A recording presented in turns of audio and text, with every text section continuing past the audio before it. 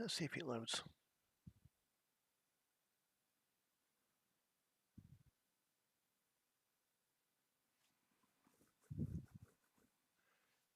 It may or may not load.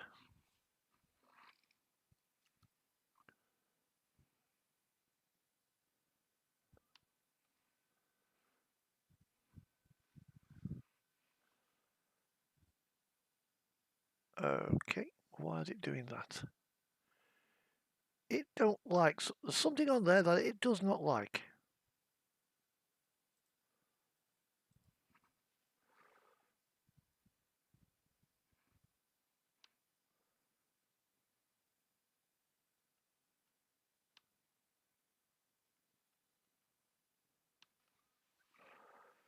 Right, okay, let's try to find the load.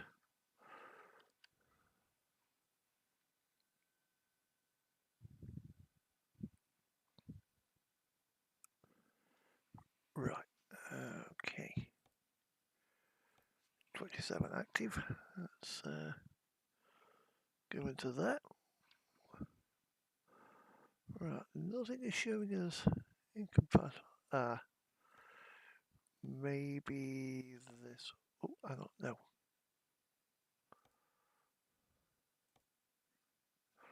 Right, let's go to there. Let's go to.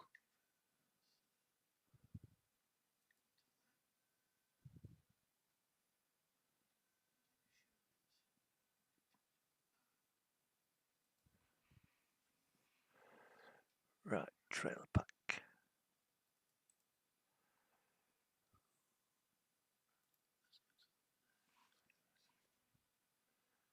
Probably the trailer pack that might be causing the issues.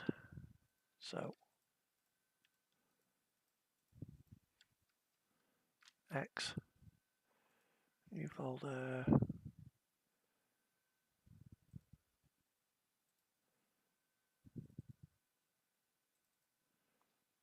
B.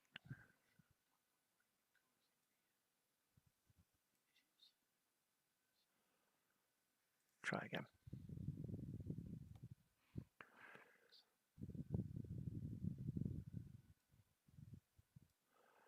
So we can turn that off.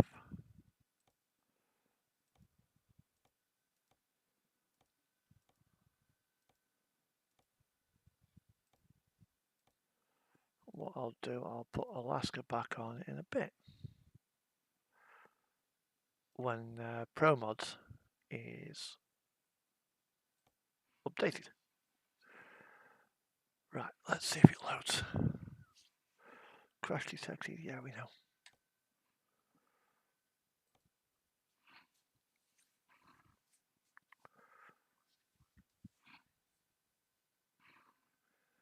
Now, I'm going to be keeping Eurotruck for the time being on 1.53 until ProMods is updated. And that may or may not affect a few quite a few profiles. May have to be starting a few all over again, particularly those that use trailer mods. However,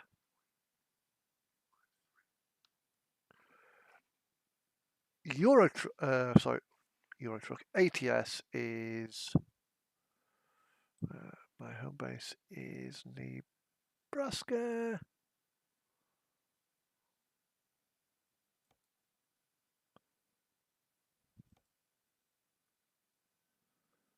Right, okay, and I think I've heard that. Let's go to drive.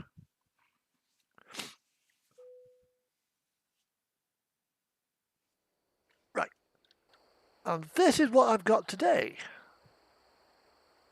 She's a Freightliner.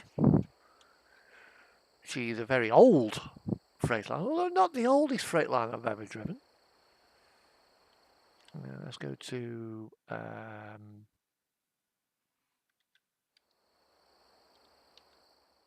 photo mode so you can see it better.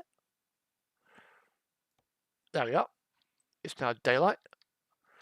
This is the FLD. Now, For those of you who drive John Ruder's Classic XL, and for those of you who like to spot trucks, you'll probably notice quite a few similarities between this and the FLD and the Classic. Right, okay, let's go to the FLD, and the interior is very much the same.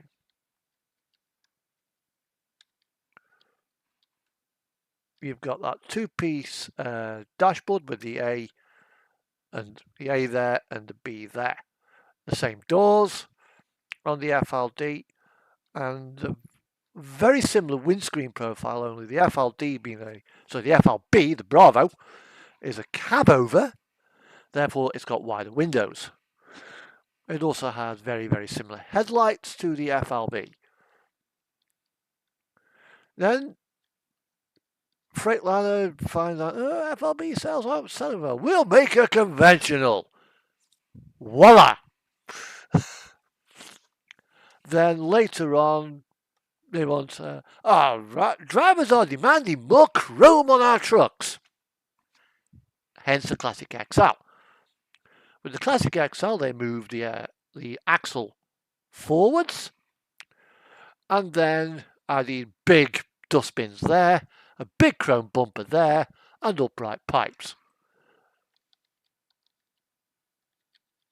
And lots more chrome. Now, you can get on the FLD, in reality, quarter fenders here, although this model doesn't have them. They're not an option currently on the John Ruder FLD. You've got quite a nice range of bumpers. Nice Caterpillar engine shoved in this, I think. Yeah, Caterpillar engine. She's registered in the state of Nebraska. Got big bore side pipes. I would like to have the pipes running down the side on the running boards. That would be lovely. Although you can if you want to have them up the back. Not as much customization as the Classic XL, but whereas the Classic XL was more for owner-operators who, we want more chrome. We want more chrome with unaerodynamic draggy bits. Whereas the fleet operators are all about getting diesel mileage. Getting stuff on the truck and getting diesel mileage, so they don't have to pay as much diesel fuel. So they went for the more streamlined look, although it's currently got the streamlining of a brick. It's very, very flat fronted, very, very square. Where you look at the what was the Kenworth streamliner at the time? Probably the T2000, or maybe the T800 or the T800, which is basically an aero streamlined W900. T600A, that's the one. Which basically you take a W900 and you take all the draggy chrome bits off and stick them inside and underneath. So let's have a look inside this thing.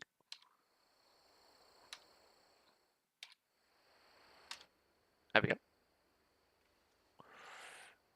Let's put the beacon on. Yeah. It has got interior lights, red in this case, so you can see what's going on. You got two nice beds with the Cecil's Megapack compatibility. Very plasticky dashboard and what have you. And, cupboards. This particular one has got a wooden floor, although I might change that for carpet. Good old-fashioned slidey vent controls with a rotary fan speed. fifth wheel slide, differential locks.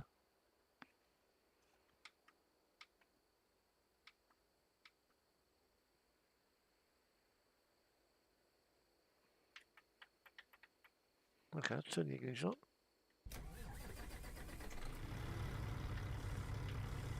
Oh, yeah, what's it?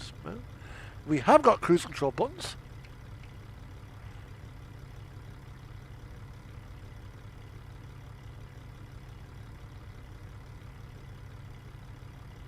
We've got on this thing.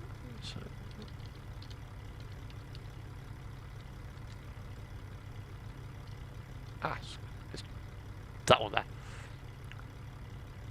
We have got heated mirrors and we have got power operated mirrors. And your screen wash is literally just a push button. For the wash wipes. There we are. It starts on, this one actually starts on the button. We've got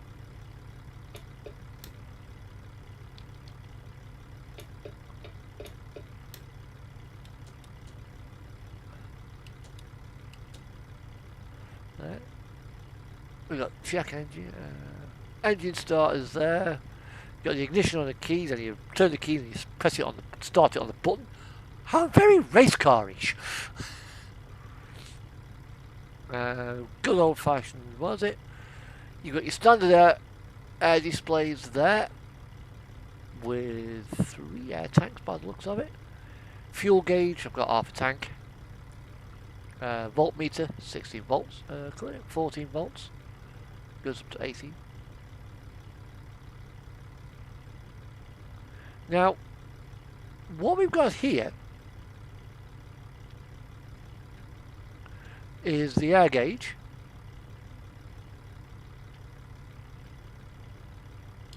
Oh, and brake off.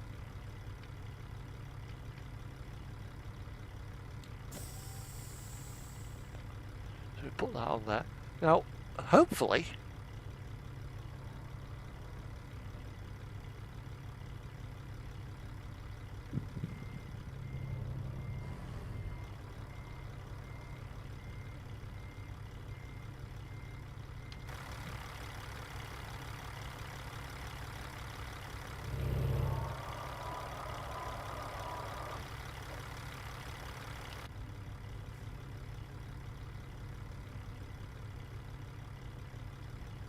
is that gauge actually moving?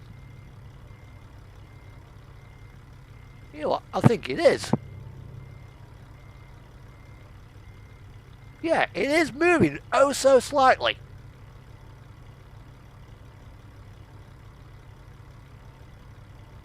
As we move our trailer to the back, the gauge is going up, and as we move our trailer to the trailer forwards. So right. So let's see where we've got, because we're in Lincoln, Nebraska right now.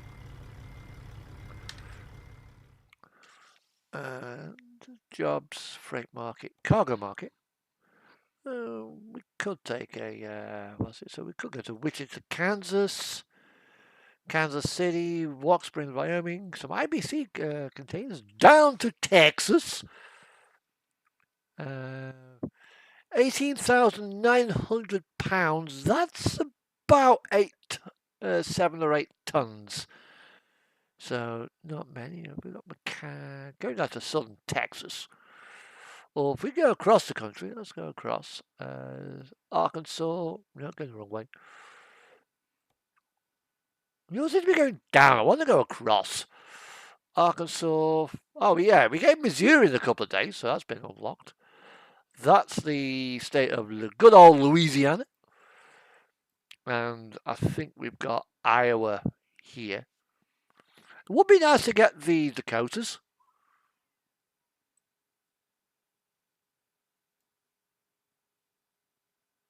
San Antonio, Texas. Ogden, Utah. £34,000 of squash packaging. or we can go to Clifton, Arizona.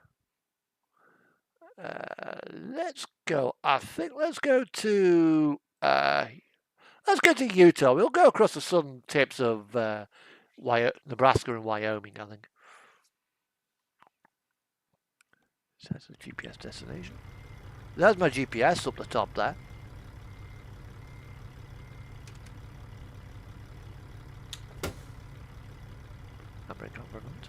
We have got an 18-speed manual transmission in this truck. Let's put some decent interior carpet, shall we? But whilst I'm here, I'll also show off the customization. Yeah, we get the wheel tuning pack as compatibility as an option. We've got the vents there that we can take, plastic vents. We have got two different options. So let's see how to clear all that. Clear that off for a moment. We've got the option for having a custom gauges or standard gauges. Custom just gives you that nice little surround. Black clocks, chrome clocks, custom chrome dials with the nice bezels around them. I don't like them.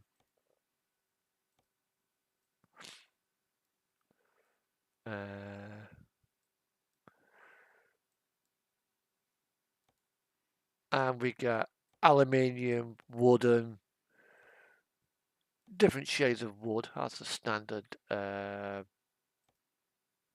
there. Looks like something out of a yacht, out of a boat of some description. Floor items, cup holder, black carpet. We can have marble. Although that does look like a reflection of the sky. It's probably actually plastic wrap.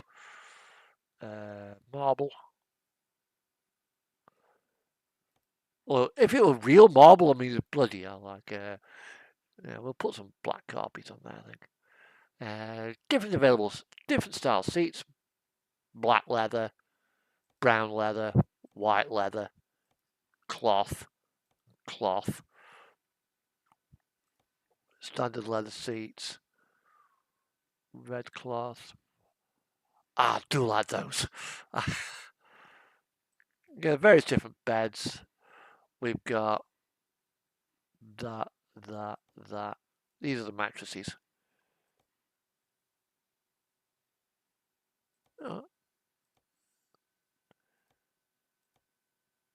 I'll keep that there. Around the back, we've got up there. We've got various different adornments, dangly things, which I think also include the CB radio. Oh, we got two. Actually, if I wanted to, I've got the CB. I can have two CB radios if I so desired.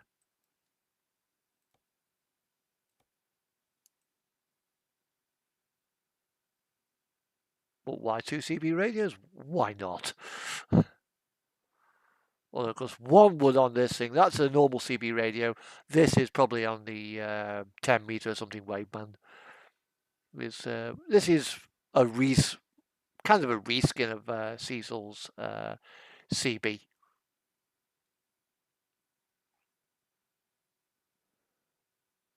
But that would constantly swing around. Would probably get on your nerves being that close. So we'll take that off. Okay. You can have a small TV up there if you want to watch TV. Or you can have it as a big fuck off GPS. To be honest, I don't see the point of that. I think it'll probably break a few laws as well. Right, okay, let's rock and roll. And we'll do this run to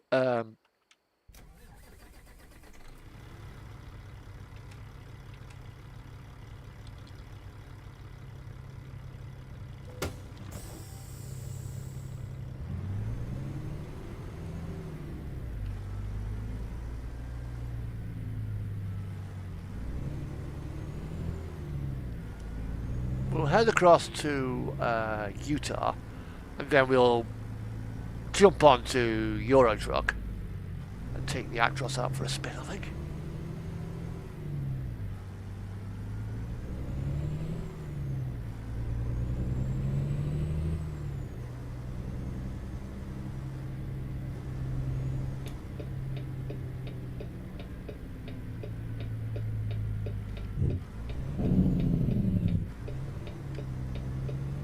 I'll upset a few people this time anyway.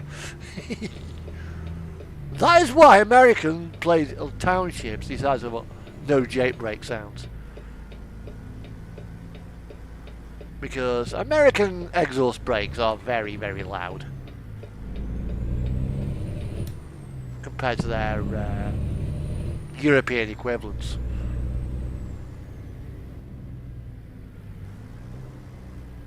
Well, that's because they work differently.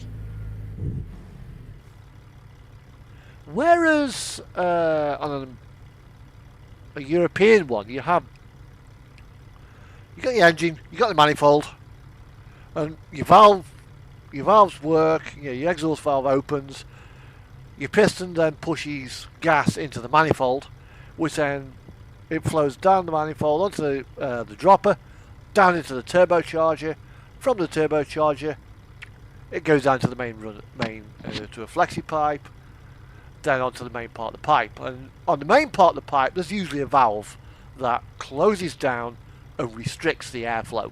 Doesn't fully close, it just closes down to about a quarter. Hey up Ollie, how you doing? And on the American ones, what they do, you flick your exhaust brake on and your cam alters position, and your exhaust valve stays closed. So as your piston's trying to come up to push air out of the cylinder, it's kicking up to resistance, and right before top dead center it opens, and that exhaust that is gases are now under a lot of pressure. Bang!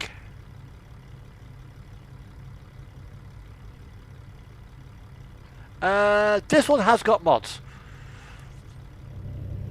That's the one I run John Ruder's truck. And the resulting pressure of the gases vacating the cylinder make a very loud bang. And this is happening on all 6 cylinders, on the straight 6 or 8 cylinders on the V8 and what have you.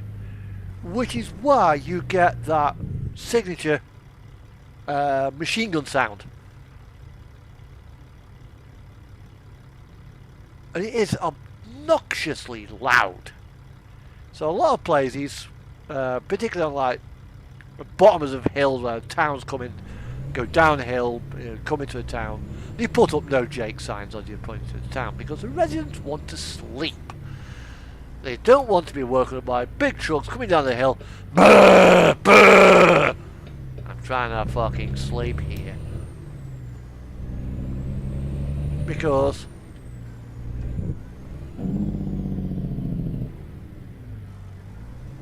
imagine every 10-15 minutes a truck coming down the hill.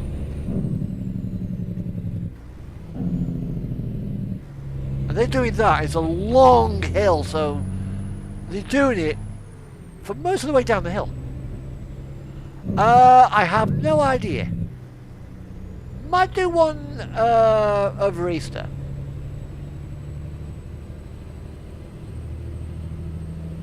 I will announce it.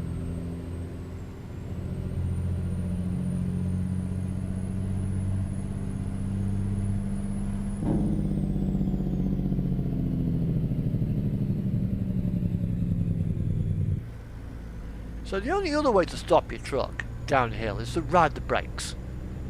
And this truck doesn't have disc brakes, it's got all-round drum brakes. Now, as you know, metal, when it gets hot, it expands. And on a drum brake, it expands away from the brake pedals, away from the brake shoes, so you have to put more pressure on the brakes. And eventually there comes a point where you can't put any more pressure down. And that's when you get brake fade. Which means your brakes literally fade away. They stop working. Until the drum cools down.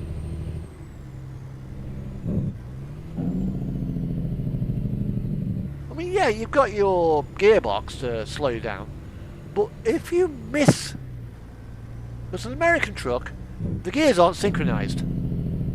Like they are on the European truck. Which means if you miss the gear change, that's it. You are done with. You are riding the brakes all the way down the hill.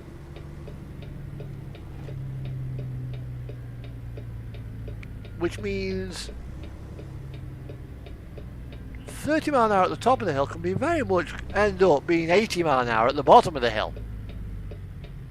And you'll not be able to stop it. Which means generally you tend to stop when you go into someone's house. They don't like that.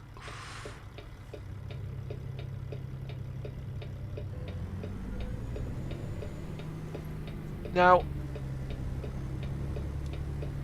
let's chuck her up here.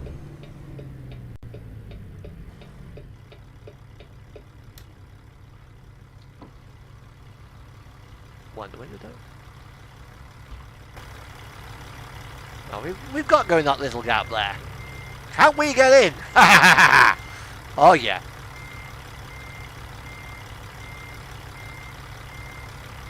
Now, £34,000 in the back is not a lot, so I can probably have the axles pushed about halfway down.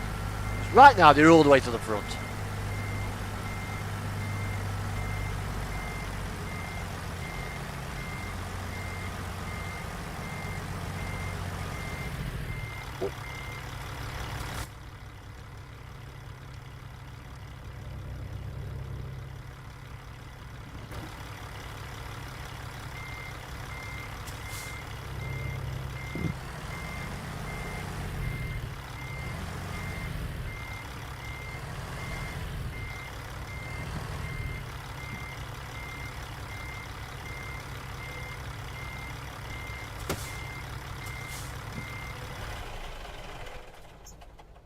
Of course, it'll probably have to be, the convoy will have to be done without mods. Just to make it a bit easier for everybody, I think. So, we are now loaded.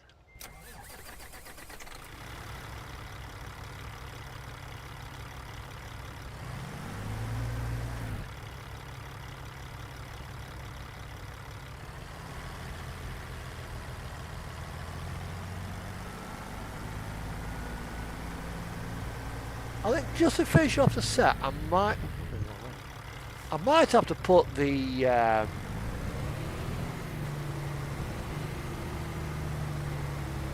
Harvan's FLB on,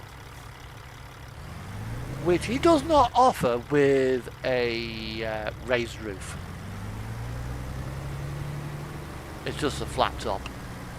Bit of a shame really, because that truck is a really nice looking truck.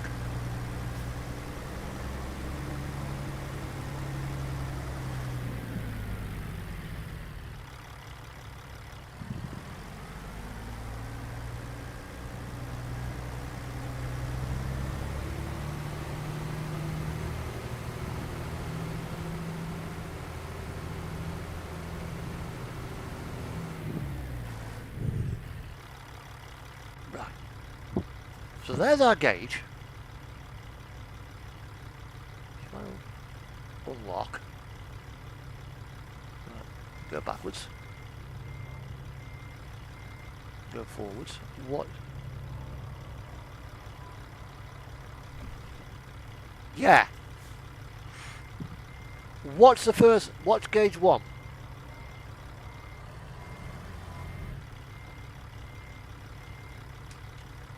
It is actually transferring weight to and from the drives.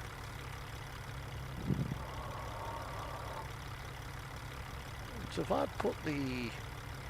Which I was kind of hoping would happen. But now I know it does happen.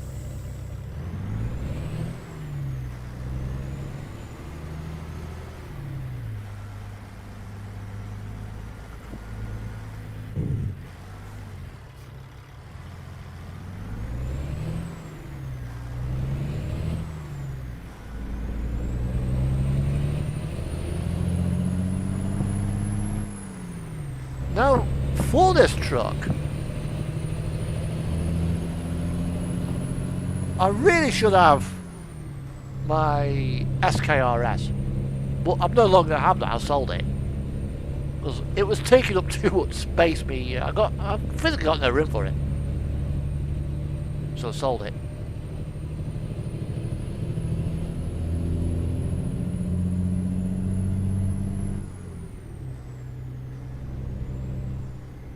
And the seatbelt warning light ain't gone off.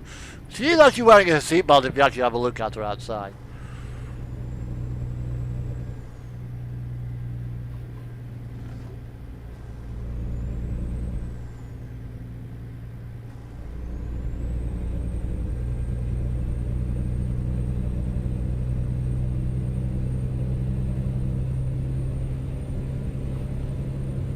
Swastika.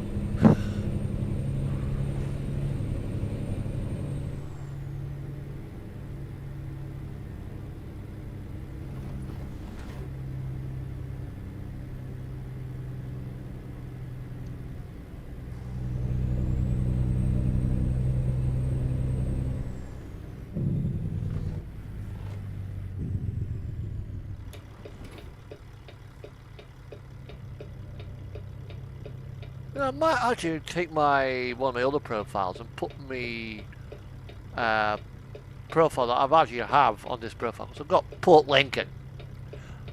Currently that profile with me Port Lincoln trucks is based in San Antonio, Texas. I might actually move it to Lincoln, Nebraska.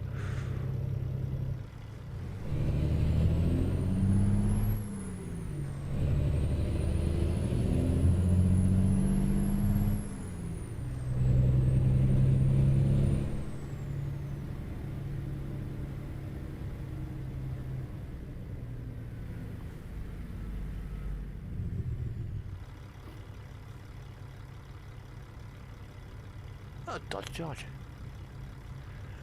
You want a race, officer?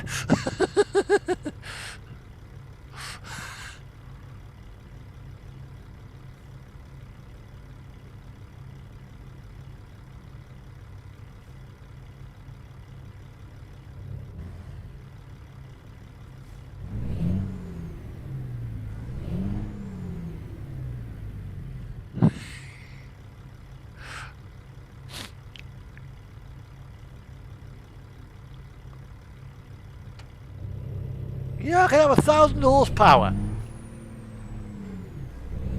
1-speed gear, and I'll still be beaten by the AI.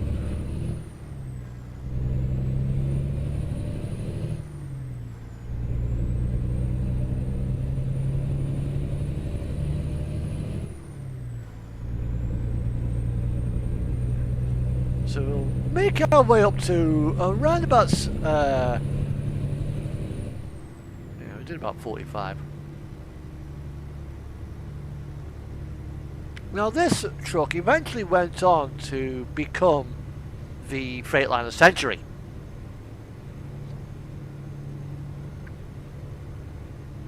Slightly wider cab, slightly different interior. But then eventually that evolved into the Cascadia. Whereas the FLB evolved into the Argosy. Can't go that way.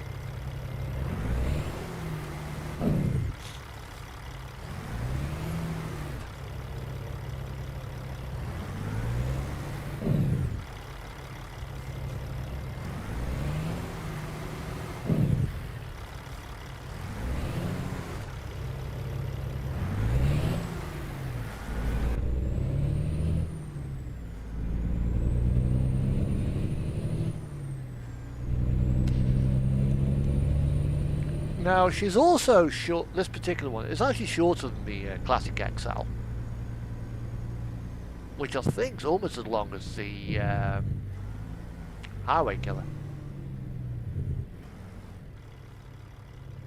Now what we have here is a diamond crossover junction.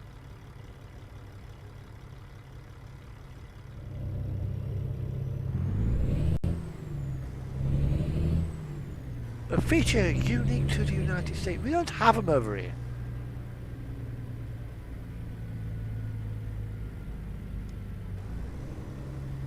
I think the idea is I have traffic going to the freeway,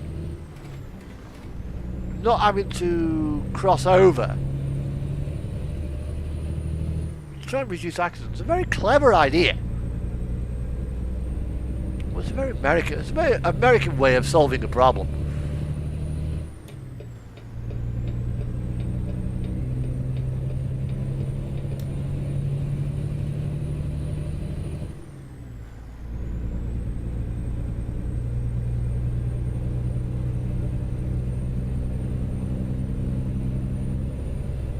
Now I think, going back to the FLD here, I think the production of this truck stopped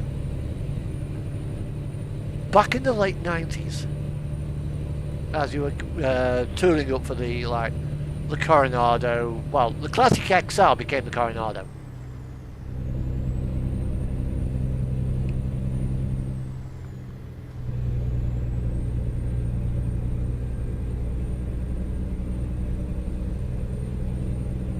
Which I have actually got Ruder's Coronado mod, but I don't think he's actually on this profile. But it might be. Might be. Services. Truck dealers, mod dealer. Yeah, it's not actually active. They're actually the same mod.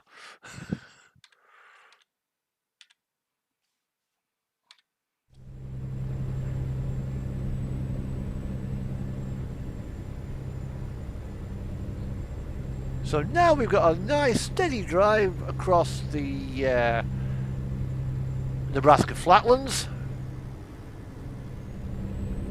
In fact, Nebraska is so flat.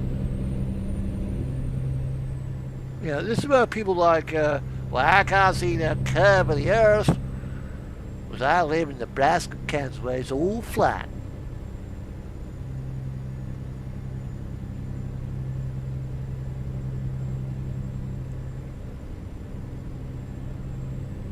It's flat in Kansas and Nebraska because there are no hills.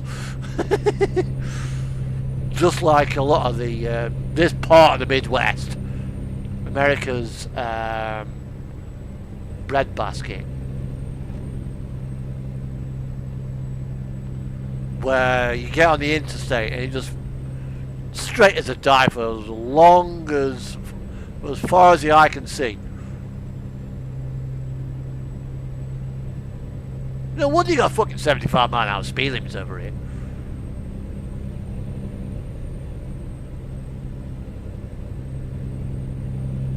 Now, I would like somebody to buy a retired English fire engine and a retired American fire engine like this one here. Put all the kit in and just see how this that I'm overtaking now will compare to the likes of a Dennis Emergency 1.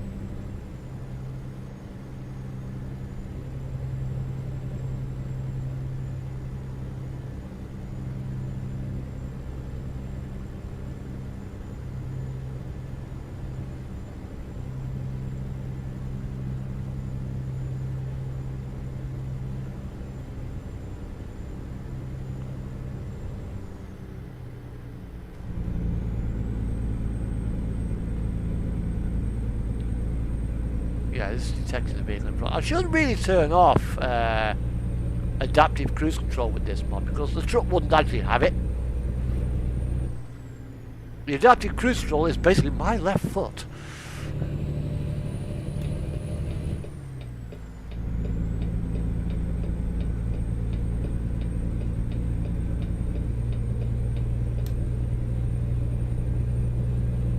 put some music on.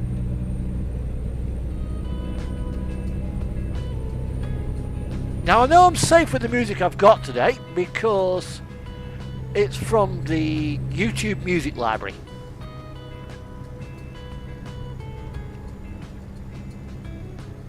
So it's going to be cheesy as fuck. I'll grant you that now. So no Mindy McCready, no Taylor Swift.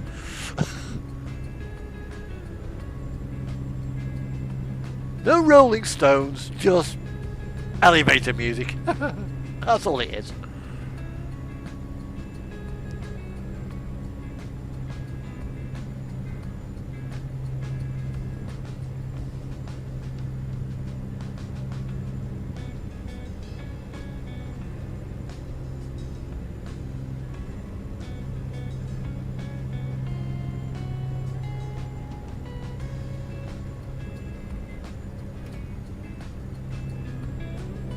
Why is my mirror distance set at?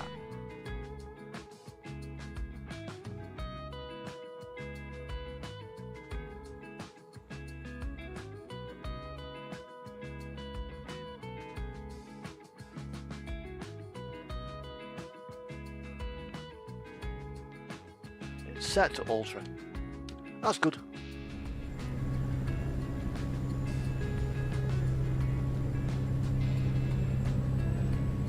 We are now about to overtake a Cascadia. The Cascadia apparently is one of the most popular trucks in the United States.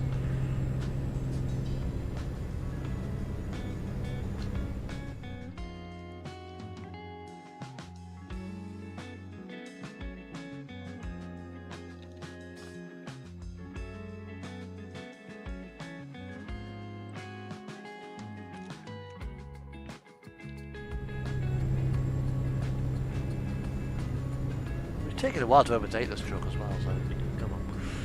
Get past it. It's gone. Right, thank you.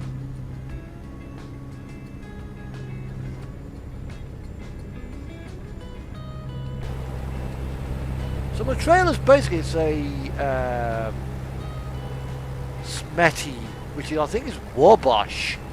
If you have a look at the logo on the back. So Wabash National. Not a bad trailer, just a basic generic box on wheels.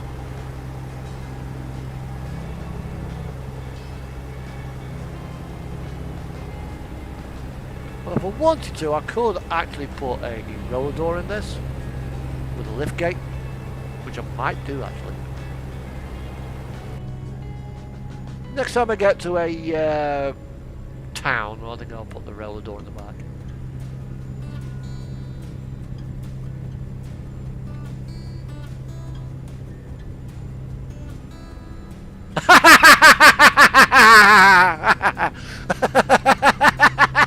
Is that the one with the eagle on the front? It's hidden in a load of packaging.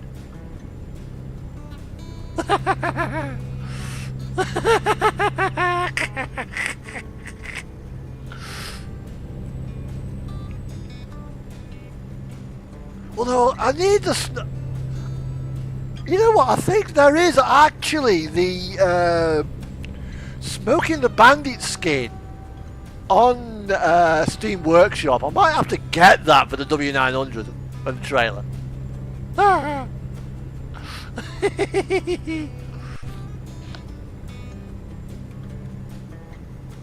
Oh, you mean Knight Rider? Maybe.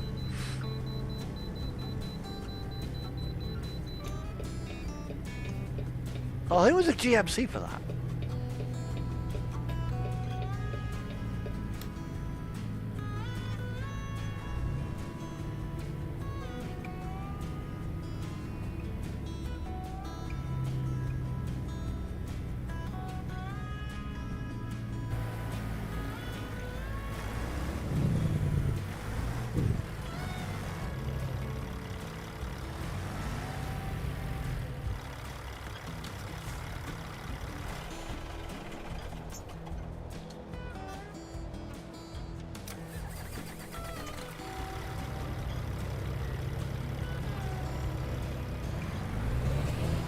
Yeah, because wasn't this the Bandit's car in Smoking the Bandit? I think that was a Trans Am anyway.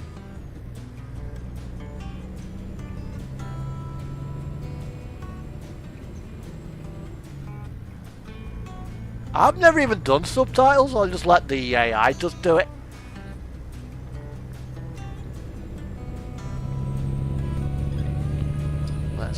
Let's give it the beans.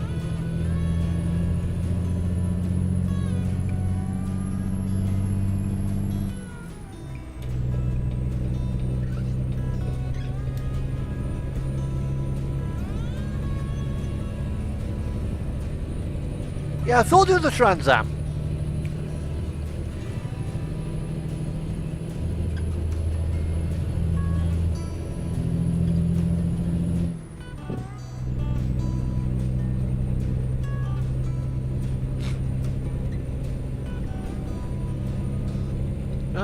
I'm wondering somewhere if there's a mod for the Steam Workshop to actually put the red LED on the front of the truck.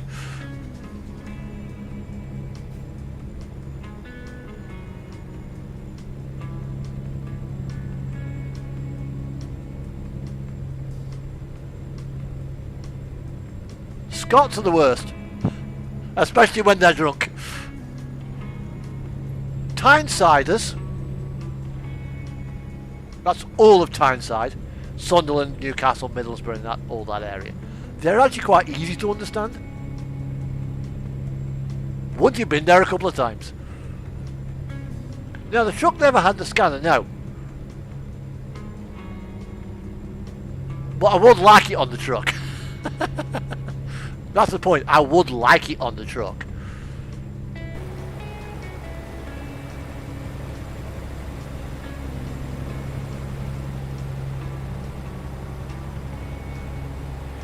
Although, I think in Knight Rider they actually started calling it a black T-top to avoid advertising Trans Am Pontiac. Even though it clearly said on the back of the car, Trans Am.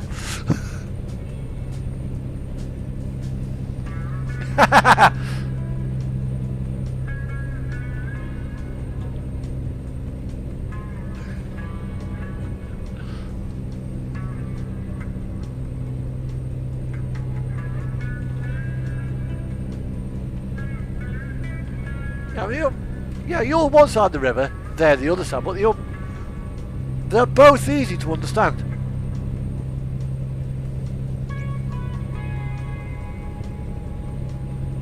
Which is the point I was trying to make.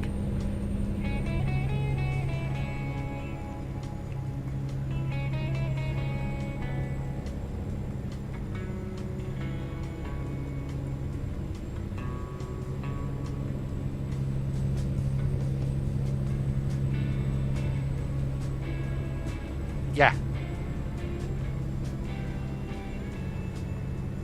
That was a strange thing about the show. But did you notice as well in the dashboard, every couple of series, or every series, when Kit was speaking, on some of the shows he seemed to have like a graphic equalizer which went up and down. On other episodes, it was a square red lamp which used to flash and get brighter and dimmer as he used to speak.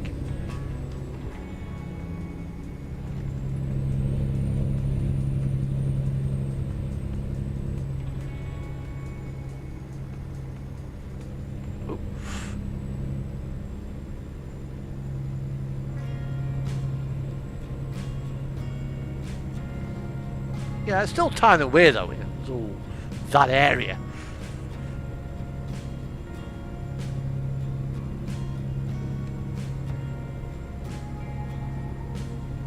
It's like they call Stoke-on-Trent would be Newcastle. No.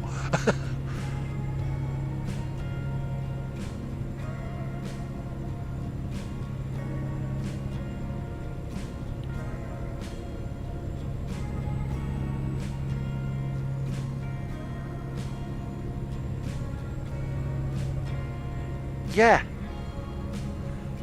Because I remember seeing both.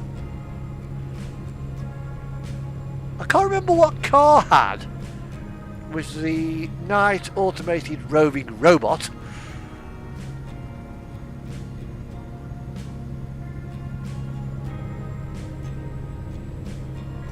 Which was trucked around, I think, in Goliath.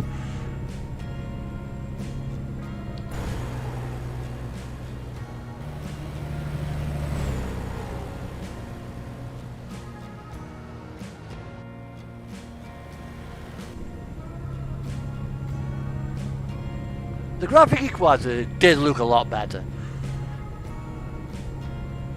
But some of the features now that are on kit started to appear on, of all things, Teslas. They put the self-driving system on. Kit was obviously was much better.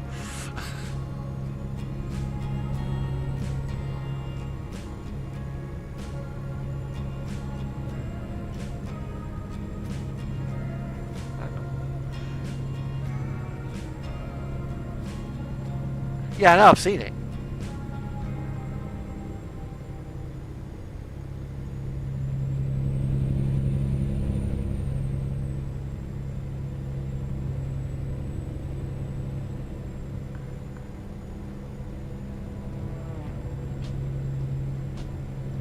Yeah.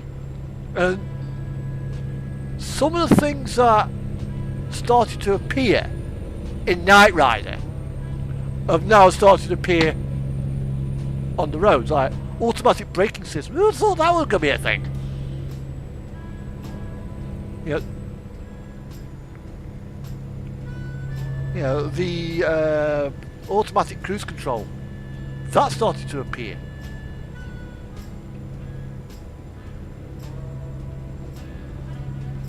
In fact, the truck I drive for work is more sophisticated. We've got more driver gadgets and gizmos than my car. My car does not have cruise control. My truck has adaptive cruise control.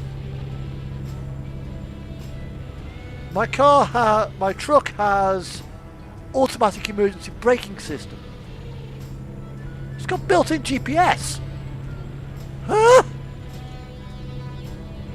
You don't think it hasn't got that laser optical scanner thing? Woo, woo.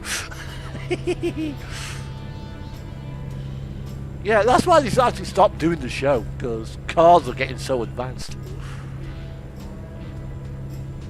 Particularly the Japanese ones.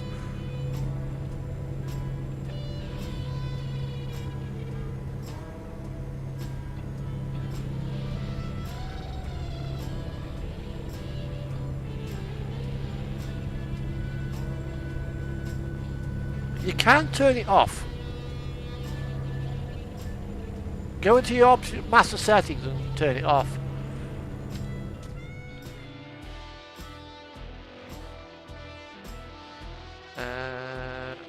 Is it either gameplay or interface? One of the two.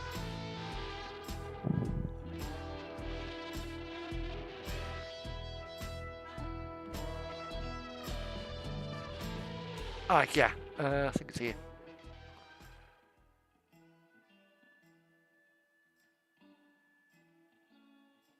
There you are.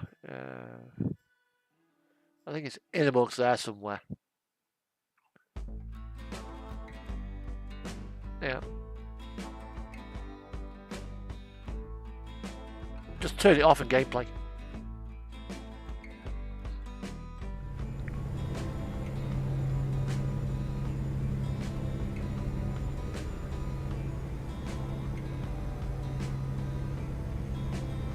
And a lot of things like that, it automatically resets itself when you turn the ignition back on anyway, so you can turn it off on your drive up there, but the moment they get in the car and turn it on, it will automatically default to on. My truck does that.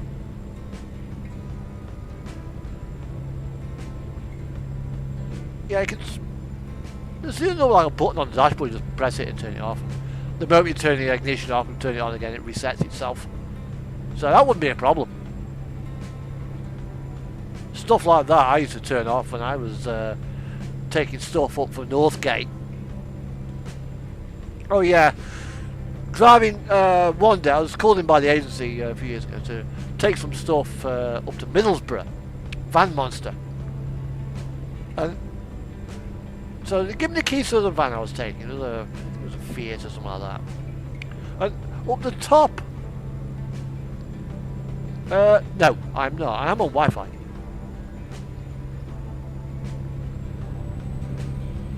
And on the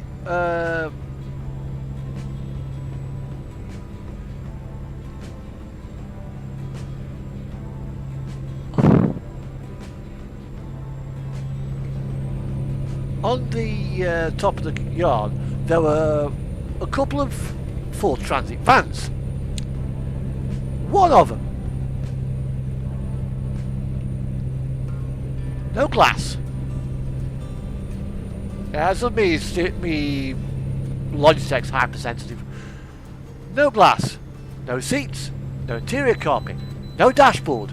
The truck, the little transit van, had been completely and utterly stripped. It had been properly piped. Yeah, is this the G29 on this is actually quite sensitive. I've got the gain down, so the slightest bit of pressure, and it wanders. Plus, I'm having to look to the side from my screen.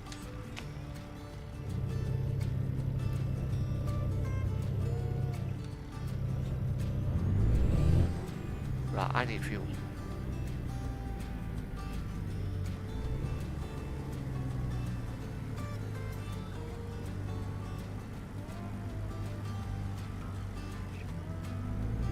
Right, where is my nearest fuel station?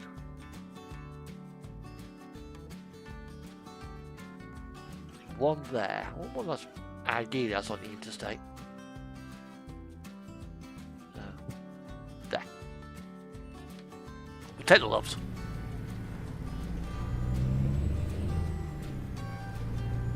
I mean, I can drive this. The steering is that light on this profile with my pinky finger. It's not even straining it.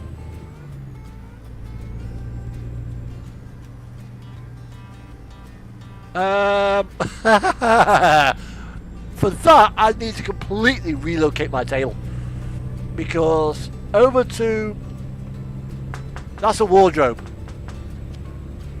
I have got about 8 inches between my monitor and the wardrobe.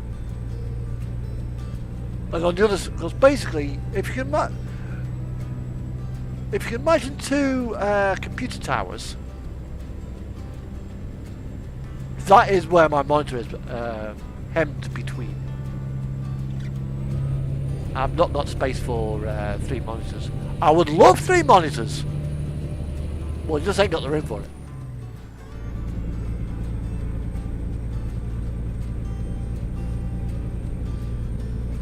So next right, we come off here, and we'll get some dinosaur juice. I've got to feed the caterpillar.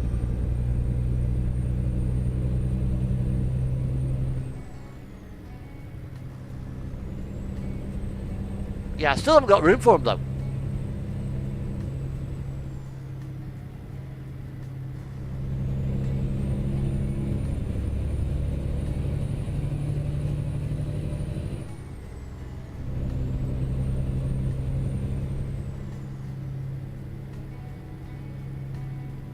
They need to be folded at 90 degrees to fit them.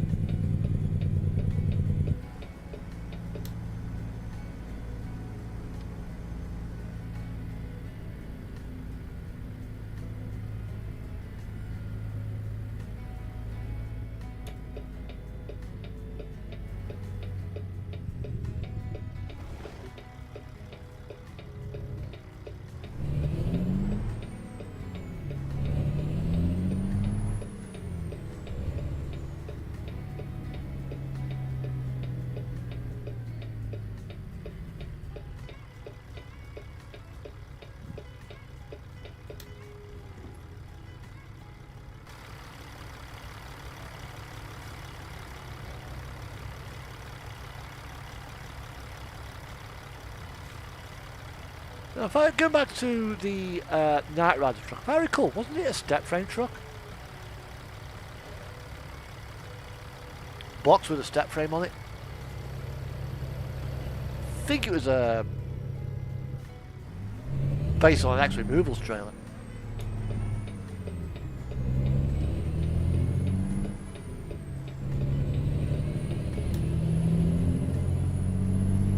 Although I think it was a GMC that used to pull it. But the sleeper box was fake. Didn't have anything inside it. It was just a box.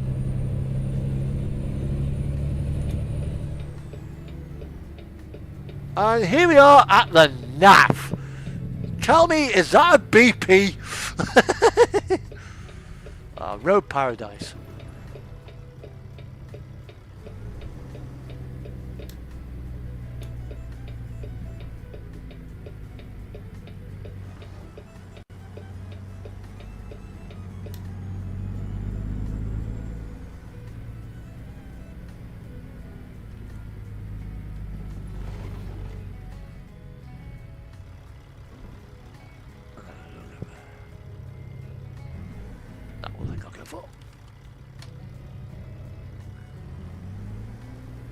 It would also be nice to see the shifter actually move as well, but it doesn't. It's just fixed.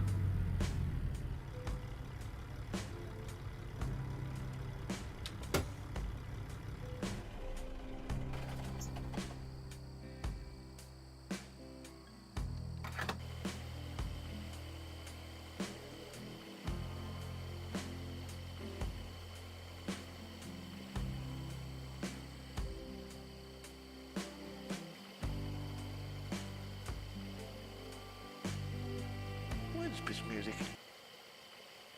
Oh. Country lines. County lines.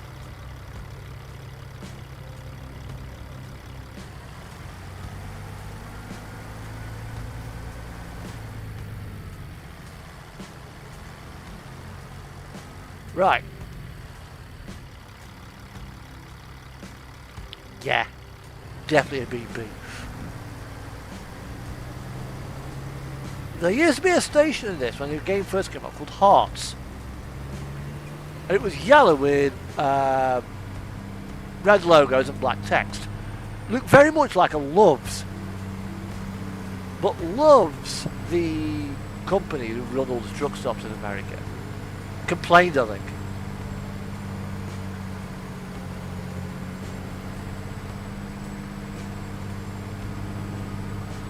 I'll put my card in. A lot of American pumps. And I think these are no different.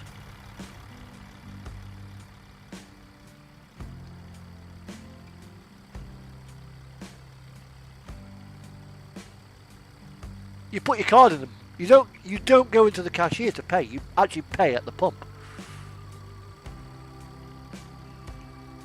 Because you've got your card slots there and your keypad there. There's none of these fuel badges. Now they're the what's it setting. You've got unleaded, diesel and the various different grades. May contain up to 10% ethanol. That's for the petrol. That's obviously for the diesel.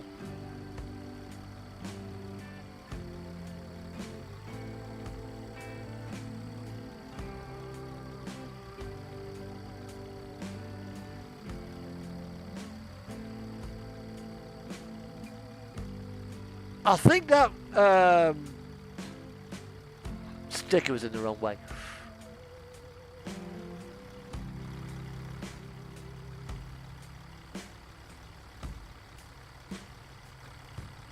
Well, yeah, it's not bad. Right. It's brew time. We've got, how far have we got to go on this run? Well, we're there, we've just crossed into Wyoming, so we've got all across Wyoming to do, and then we drop into Utah. Right. Whilst we stay on Interstate 80, we're going to have a brew. Jimmy, let me know what it's like when you get it. Because I've got a G29, as you guys well know. And it may be something to consider. Bergen, you've got a bloody claw bloody thing for that, not my bed. God. Anyway, back in a minute, guys. I'm going for a break. Got to fill up my cuppa.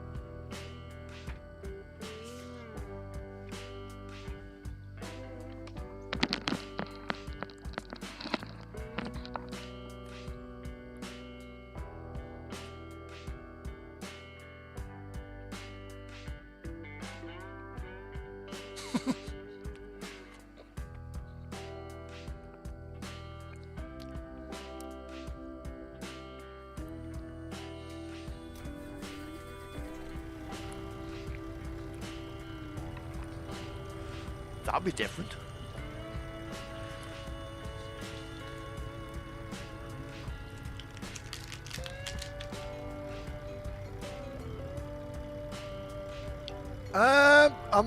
Jimmy, I might.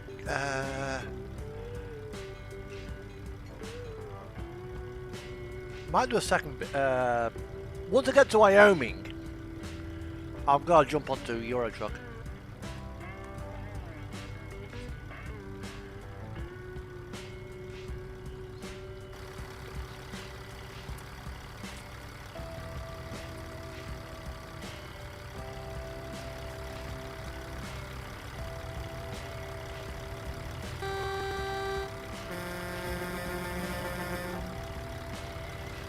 What a lousy apple!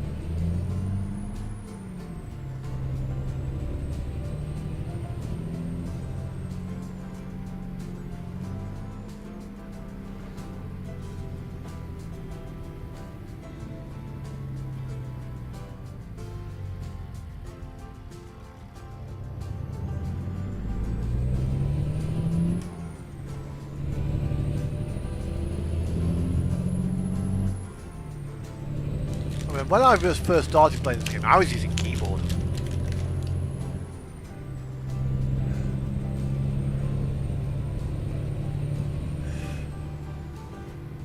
WASD controls. We are shit drivers.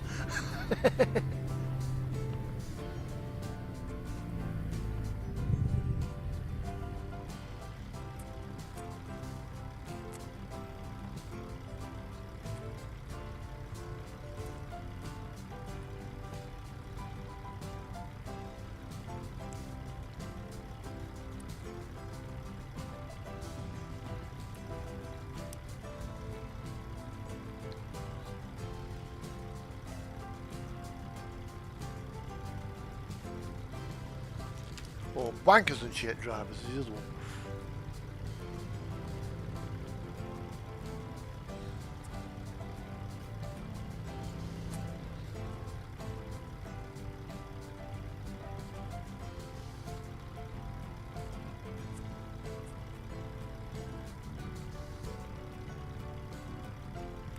May not work.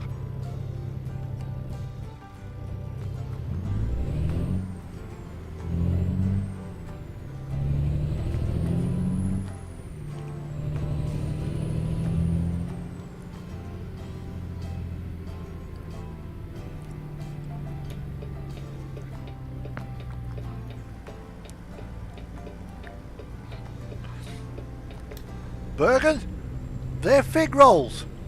It's gonna be bad enough with me having them and farting, yet alone you.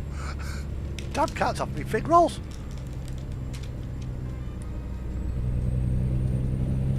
Cheeky bloody kitty.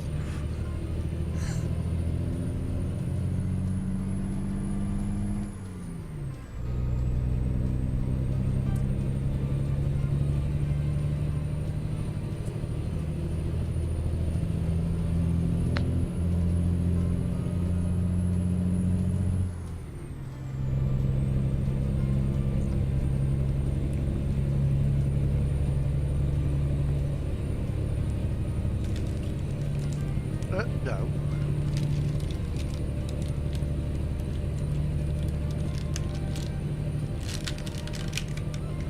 I think fig rolls are bad for cats.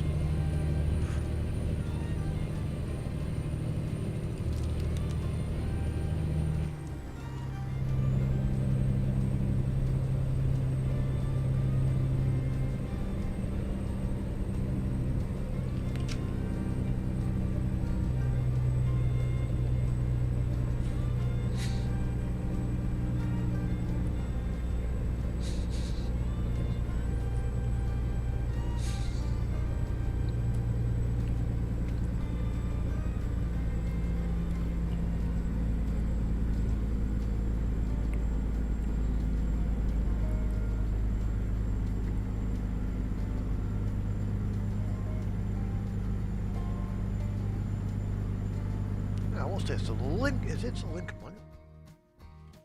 Okay. I'm a cat. That's in a bloody way.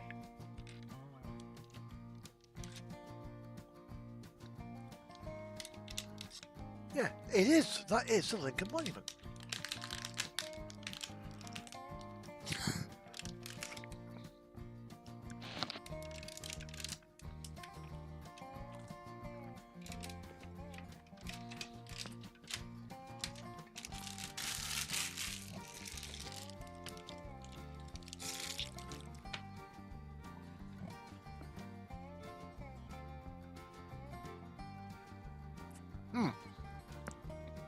I need one as well.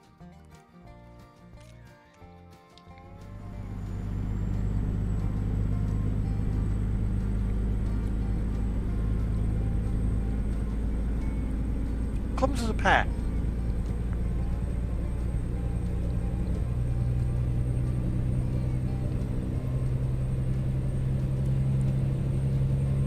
Well, I need to order a set of basic retaining walls for my layout.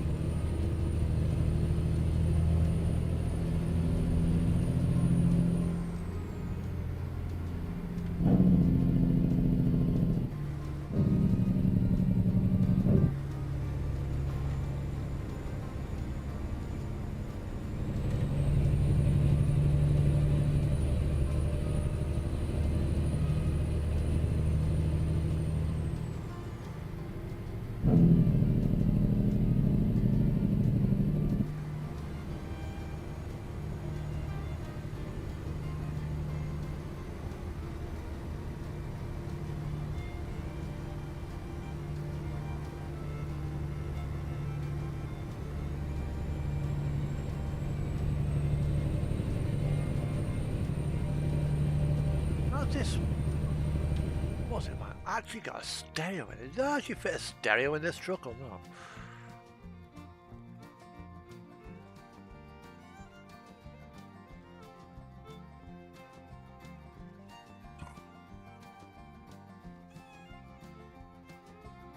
Else the radio goes there.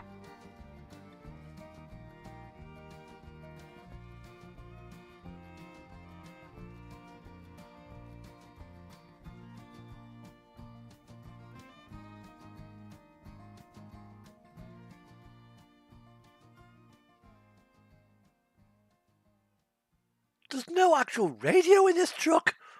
Fuck.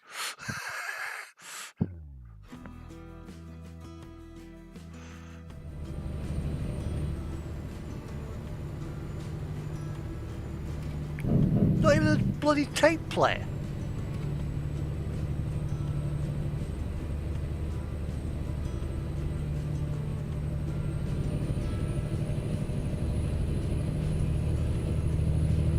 God, this truck's basic.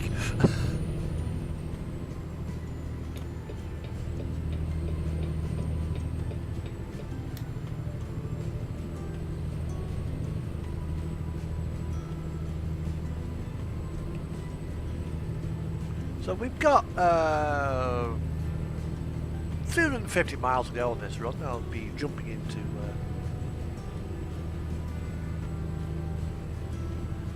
yeah, that's American trucks for you, Sarah.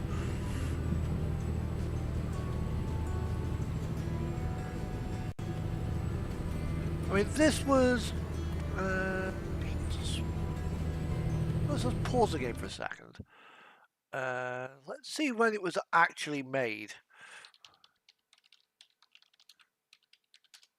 FLD.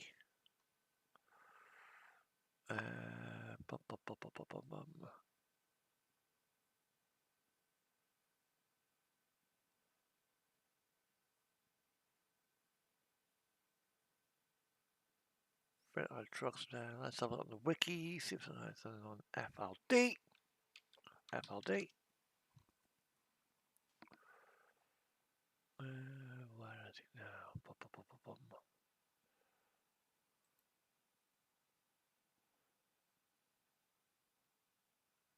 Right, the Classic XR, which is the Chromie version of this, was from 2002.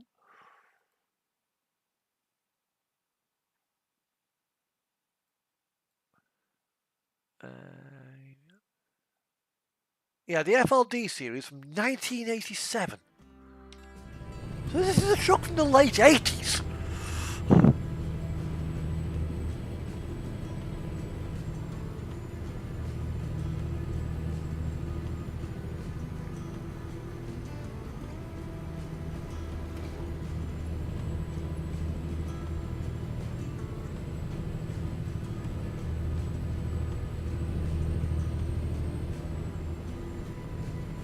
Mind you, what I'd probably do, if that were my truck, I'd probably get a, what's it, multi-band radar there, radio, and tune it into American trucking, radios. So at least I got something.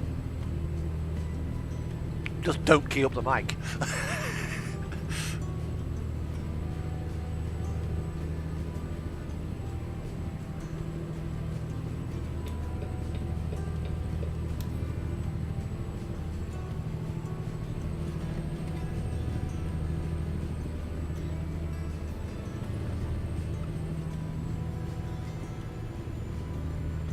Yeah.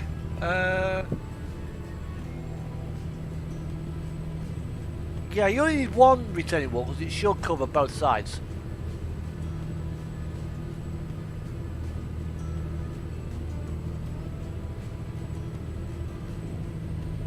I'm sure Steve at Army Goblin will probably have one in. If not, you can order direct from Metcalf.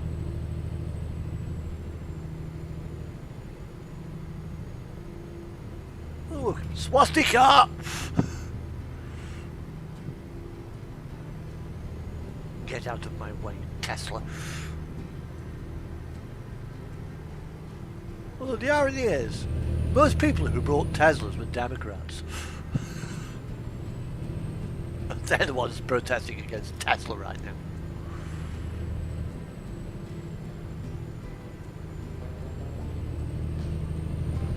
Got you. Gotcha.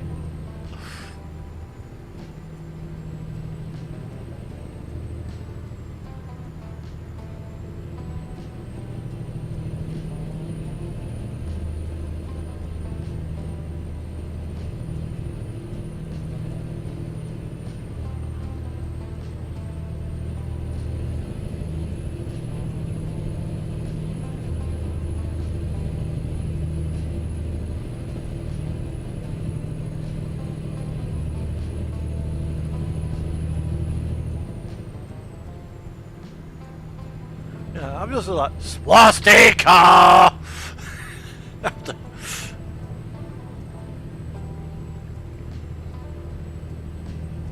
Well, it's really going to be a wanker!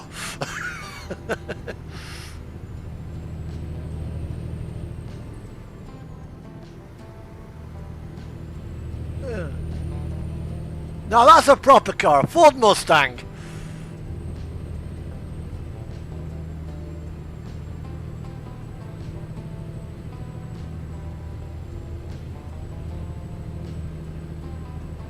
Yeah, that's a wank pants, that's a Cybertruck.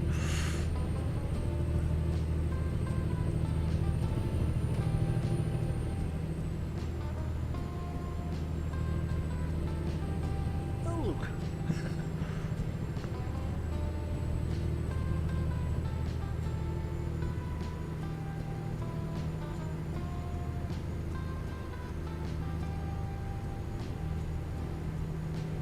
A Volvo.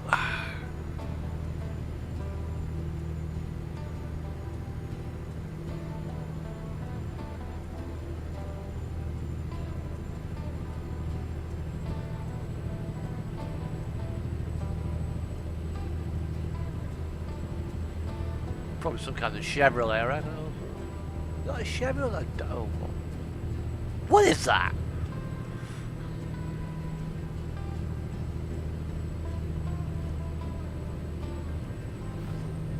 Rollins.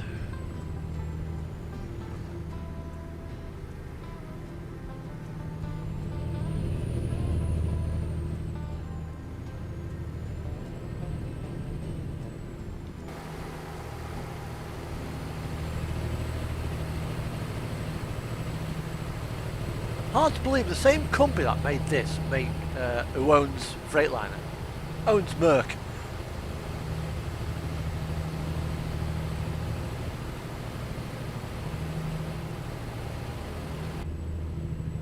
Some kind of American SUV there.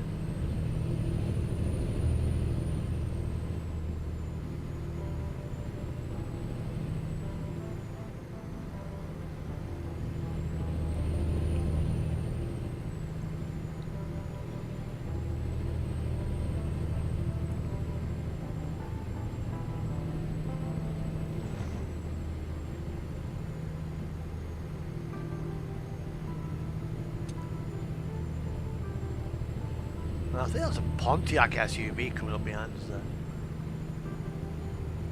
Not the Asda. Oh, God.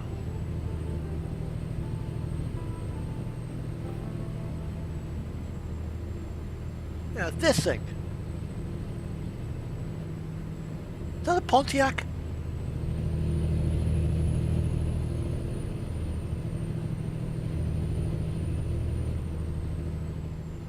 I think that's Dodge Charger, I think, coming up there.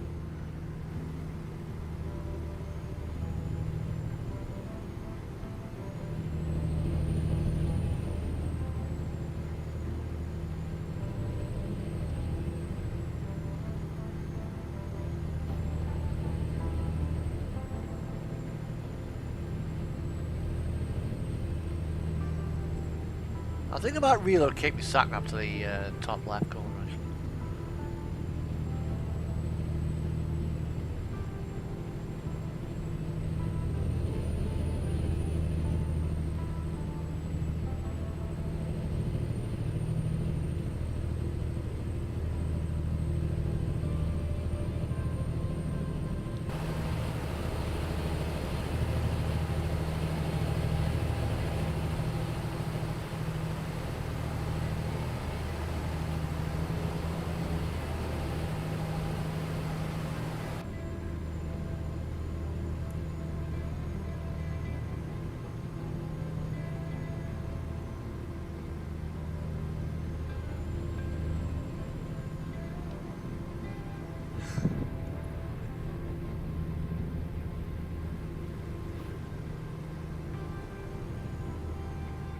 Rock Springs. Rock Springs, Wyoming. That's a Prius.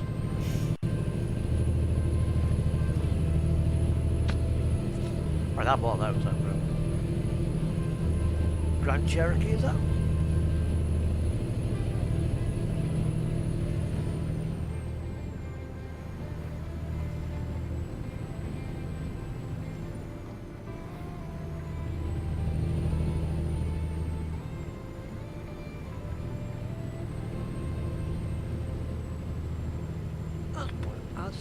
I know the interior of the what's it has got no stereo. But what about the classic? Let's have a look.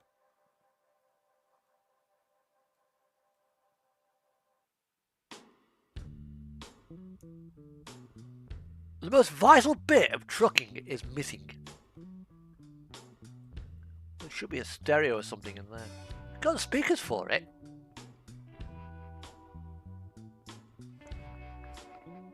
Oh, no.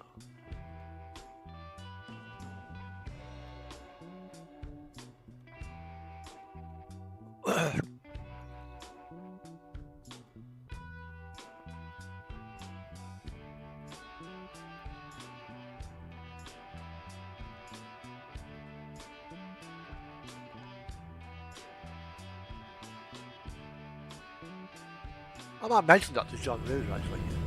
We need a stereo in our truck. Oh, that Tesla, it's come back for more.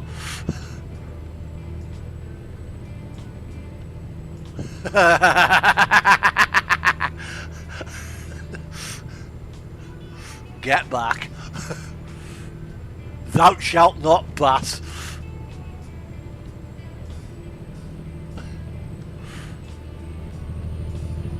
No, probably people like to do that for real.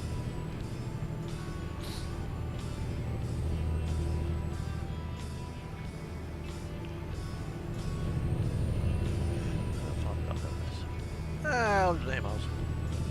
3 hours.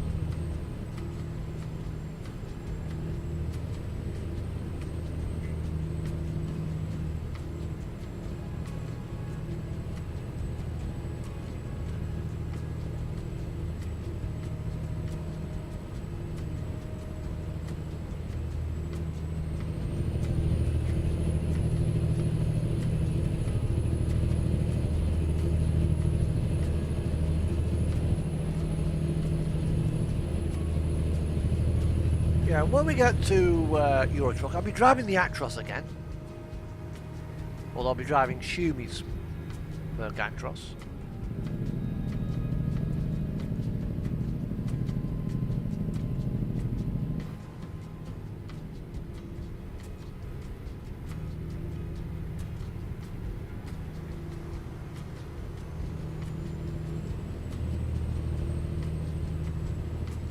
Okay.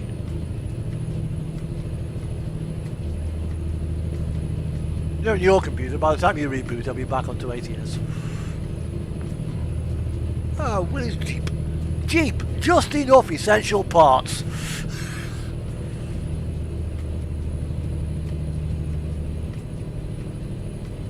Work, I think.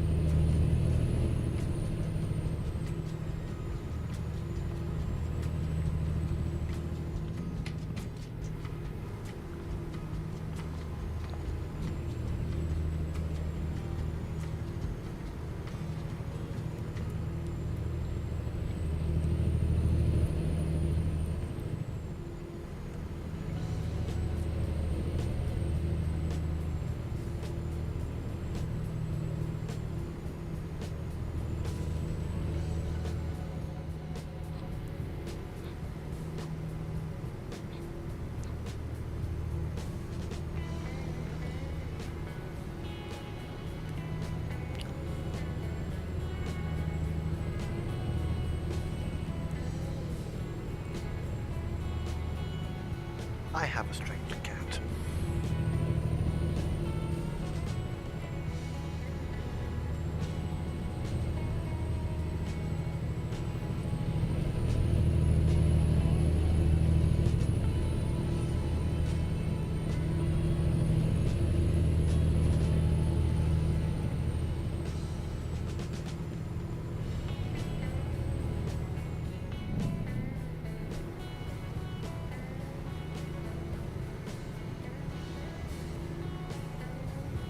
And just a little bit of exhaust brake there, just to hold the speed down to 65.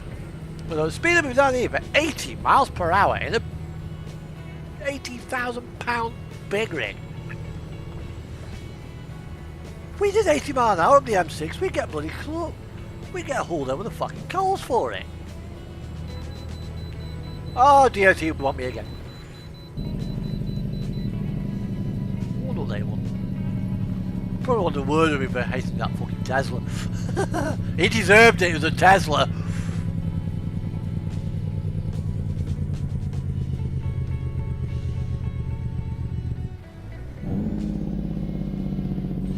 Wakey wakey.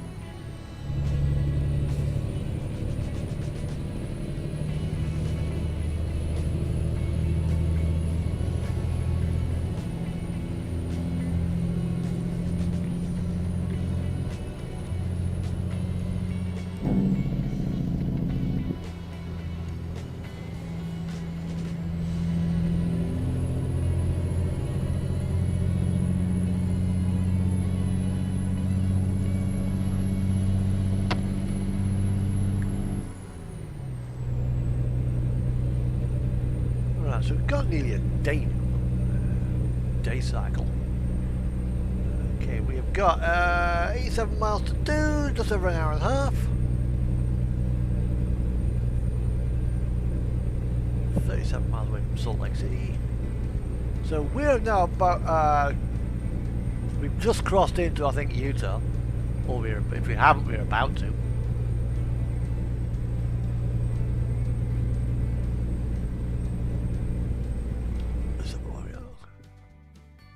Yeah, we've just crossed into Utah.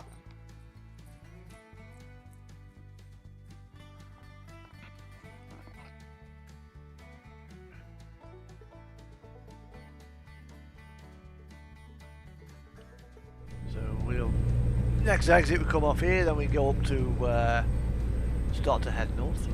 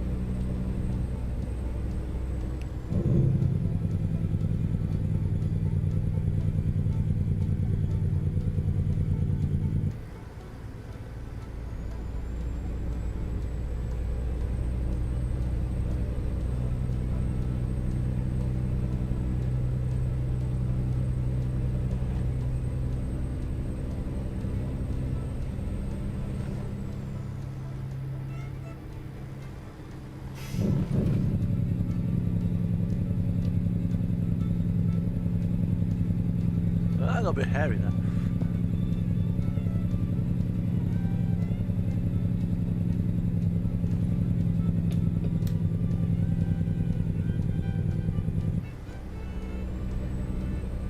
It's a bit like the M40, M42 junction.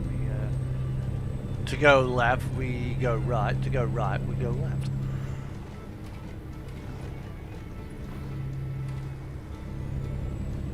Never understand why they did that at the M42. At the top of the M40.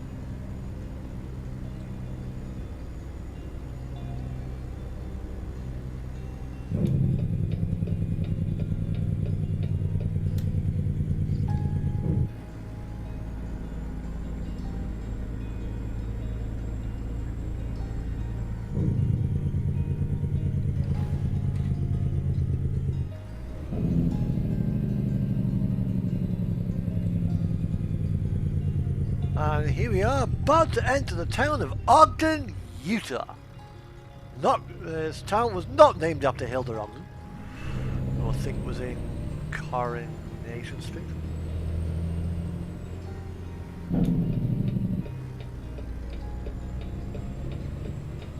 I think it was Hilda Ogden who also had the three ducks on the wall. She called it the Muriel.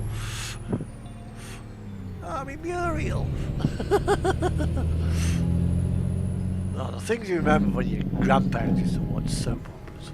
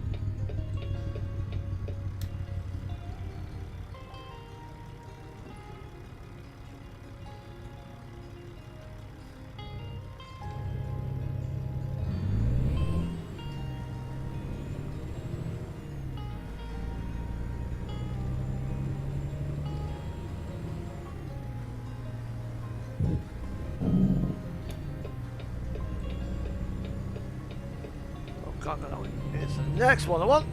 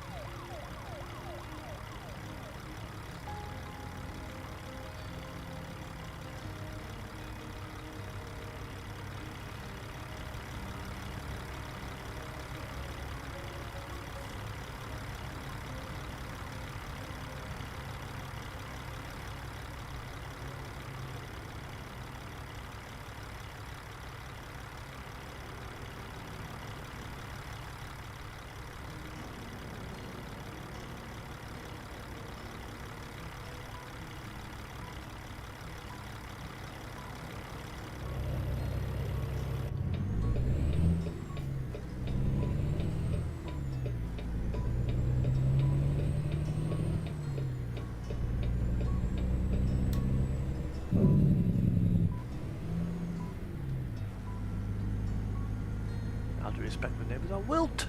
Hello, welcome back. Not as long as I thought. So here we are, about to make our delivery.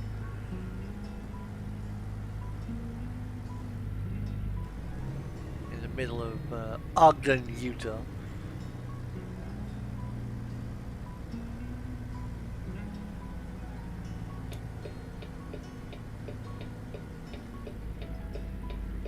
And then we'll be jumping into Eurotruck. All being well. And we've got to go to Rail Export Centre.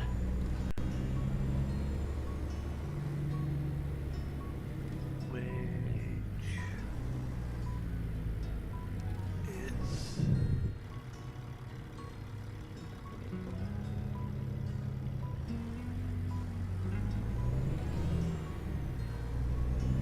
getting a little bit further on.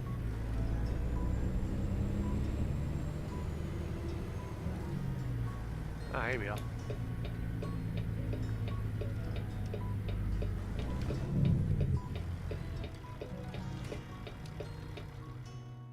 We'll go to... Actually, we'll go to there, I think. Yeah, we can get there.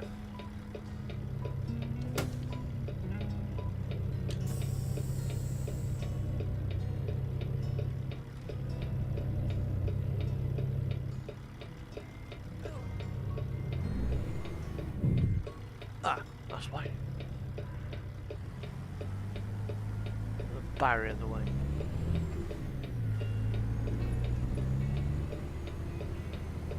Ah, here we are. Here we go.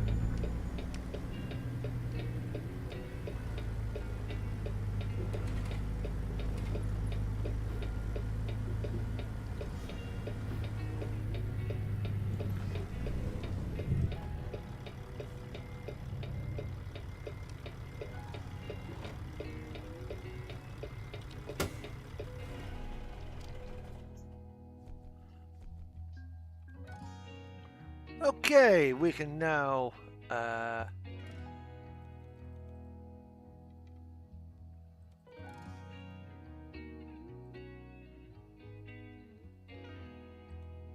right, we can leave that there, and we will now go to Eurotruck. Right, so what I'll need to do now is load up, take my music folder, copy, let's have a look inside my music. Yeah, oh, it's already been copied across, that's okay, good, good, good.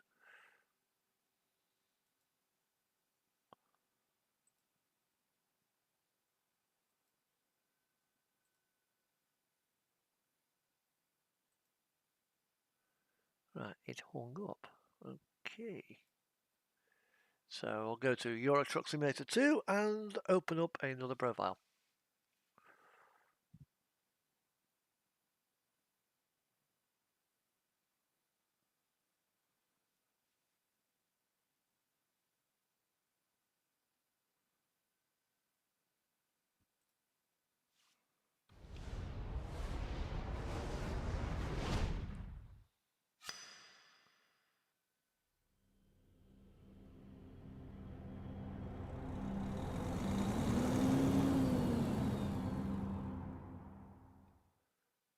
Right, okay. So we have now opened up Euro Truck.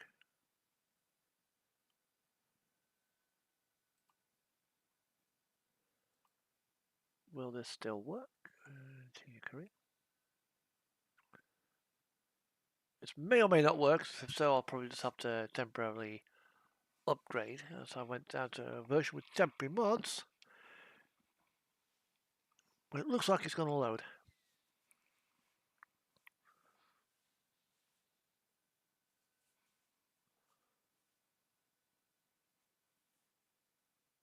Because what I don't want to do is come back on one day and find out, because 1.54's dropped on ATS, 1.53, sorry, 1.54 on Euro Truck is just around the corner. So I'll hold down on 1.53 for now, so that my Pro Mods still works. And then I'll jump up onto 154 in a bit. So we're going to be in the Polar Survey Actros. What's my cat doing? Oi.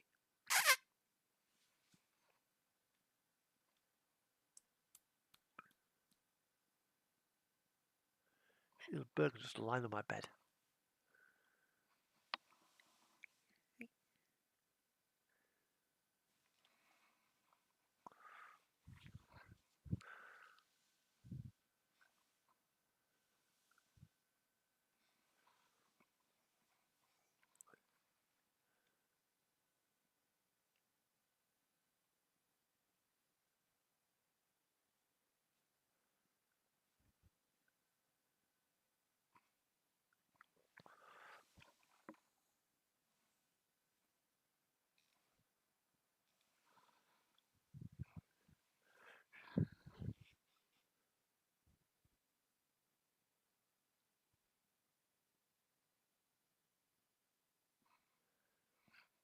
Burger.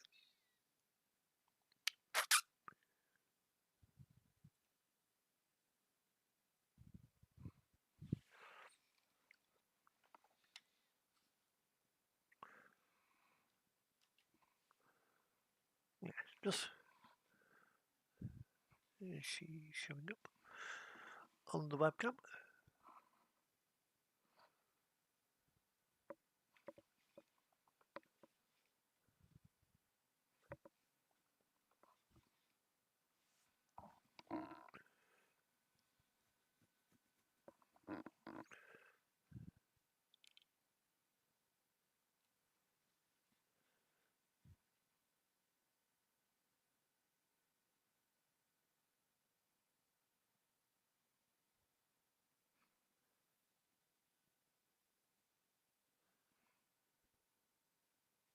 Yeah, that's Bergen.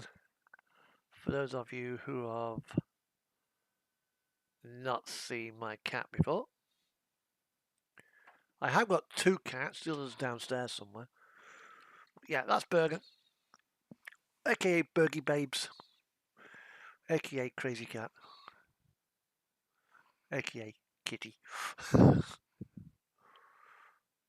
Right, this is my Mercedes-Benz Actros. She's a 2563 6x2. Right, okay, I don't know where I'm parked up right now, so let's see where I'm parked up. Apparently I'm free as the wind.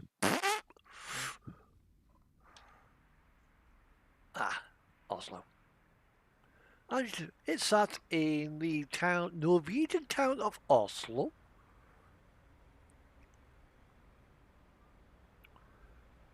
Now, if you want to use this skin, it is freely available on the Steam Workshop, although I think SCS may be working on a new Mercedes Actros update to the version MP4, which means if anything like the FH4 is anything to go by, this mod will get broken because you'll change the bloody template for it. If that is the case, I will have to redo the skin, but I will redo it purely for the Actros. I won't be doing the entire skin because the other skin is the Renault Premium for this mod. So let's have a look. She's registered in Amsterdam. So here we have got a rather nice fleet management system, tachograph up there, a few switches up there, Cecil's CB radio, toll tags there, infotainment system there, although no CD player. Because the stereo system does not have a CD. It uses, I think, there's a USB plug somewhere inside the truck that you plug things into.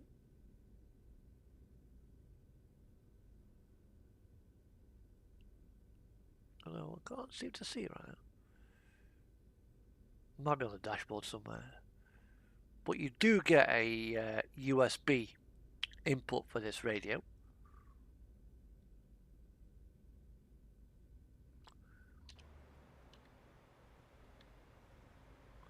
Let's see. Yeah, because you've got a 12-volt socket inside there.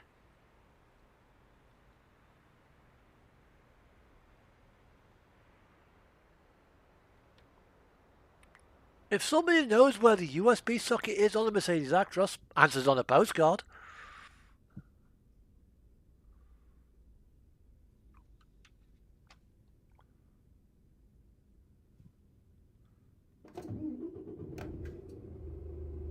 Now I've driven before now. I used to drive a Mercedes Atego for DHL. 7.5 tonner. And it really was a good little truck.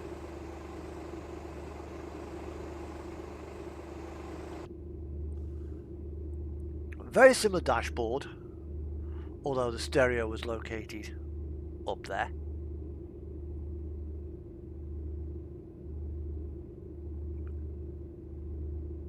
And the MAN that I had before it had windy windows. This has got electric windows and electric mirrors, which were heated. The MAN did not even have heated mirrors. Heated mirrors for a commercial vehicle, I think, should be compulsory.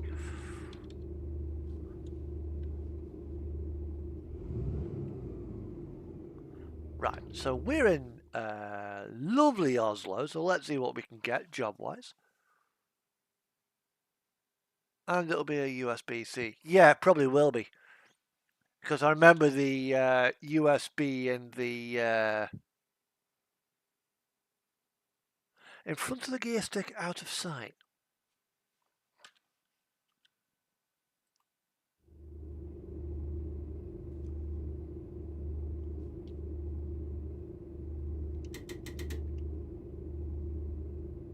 That's where the key is.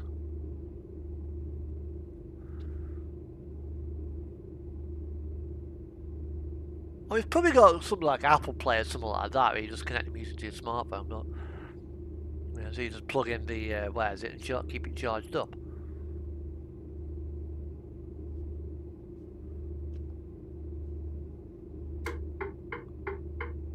Nothing on that side of the dashboard either.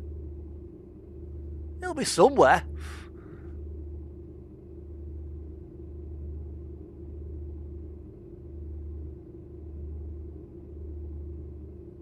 or knowing bloody Mercedes or something like that, it's probably in one of the drawers. You know, you pull the drawer out, the little bloody, what's it? In the middle of the cab beneath the stereo.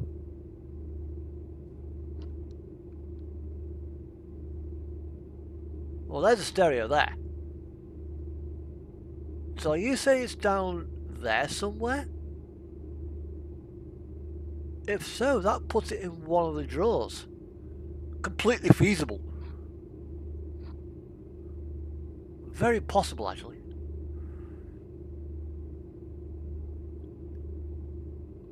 But why does the Germans have to use USB-C? Well, I've never seen a USB-C flash drive. Seen USB-A or the traditional fat USB socket. But, you know. Right, okay, let's see what we have got coming out of here. Under the cup holders.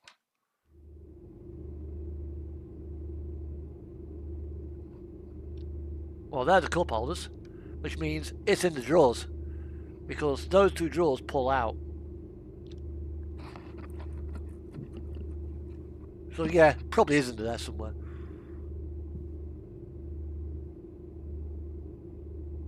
Somewhere out of the way. I mean, if I were me, I'd put a CD multi-changer instruct somewhere. Right, okay, cargo.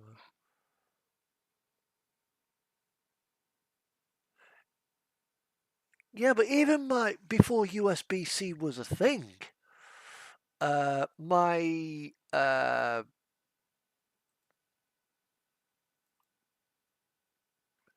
the Ertiga I used to drive had a weird USB socket. Probably a strange German thing, but nothing I'd have that would fit it. I'd need a special adapter for it. Right, let's see. Faroe Islands. I'd go to the Klaksvik on the Faroe Islands. Grong in Norway. Poland.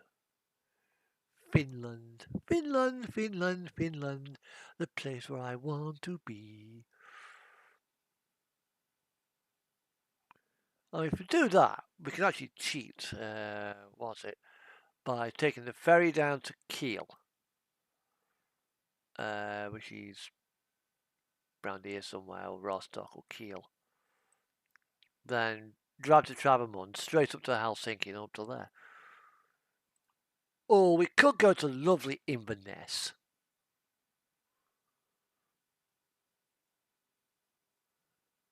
Or we could take some magic equipment.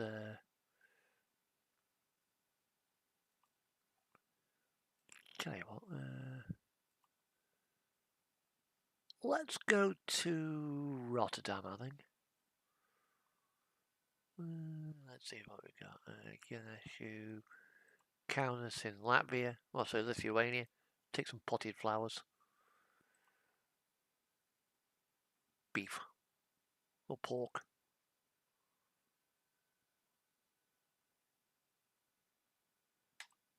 Stuff's getting really fishy. Bye! Okay, preview.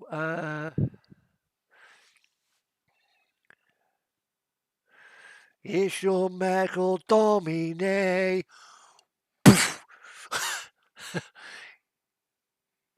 In the Goa Requiem.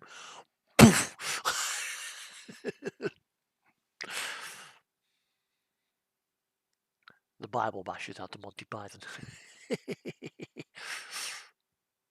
Right, lamb stomach.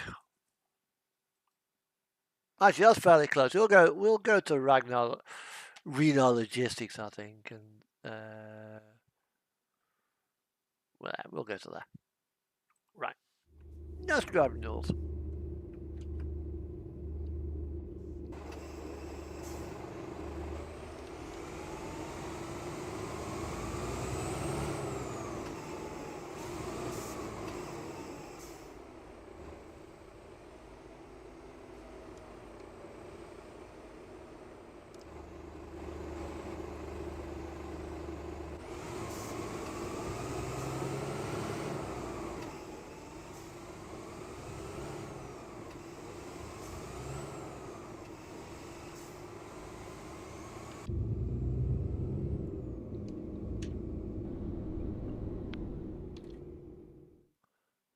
one there.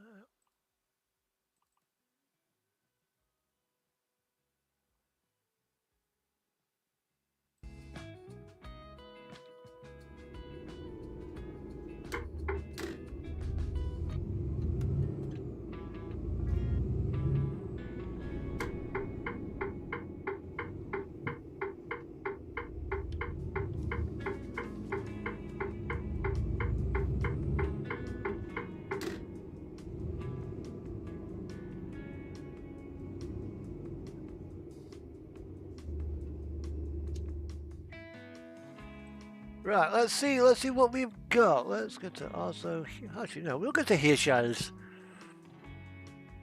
Take some ice cream, I think.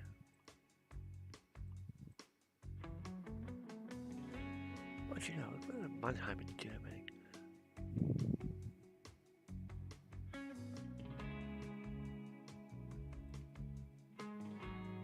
Actually, yeah, now let's run down to Poland. Take some flowers to Poland.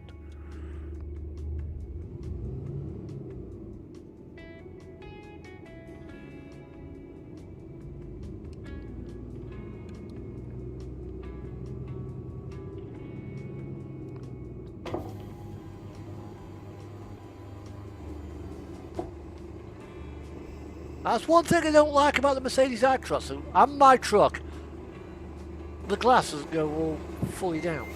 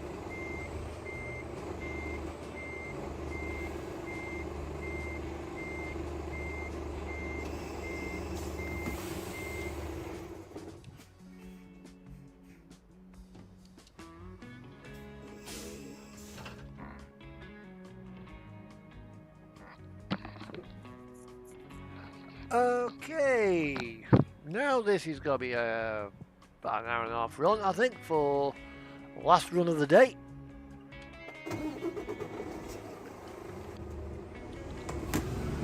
And we are going to Poland.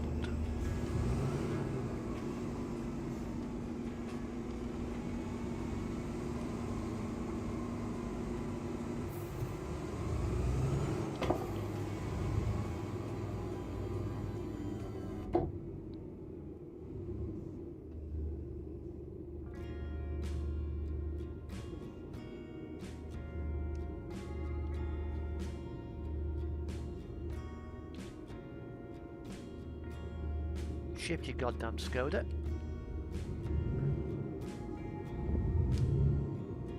Oh, them things in your ATS bloody TMP. You know, are a nightmare.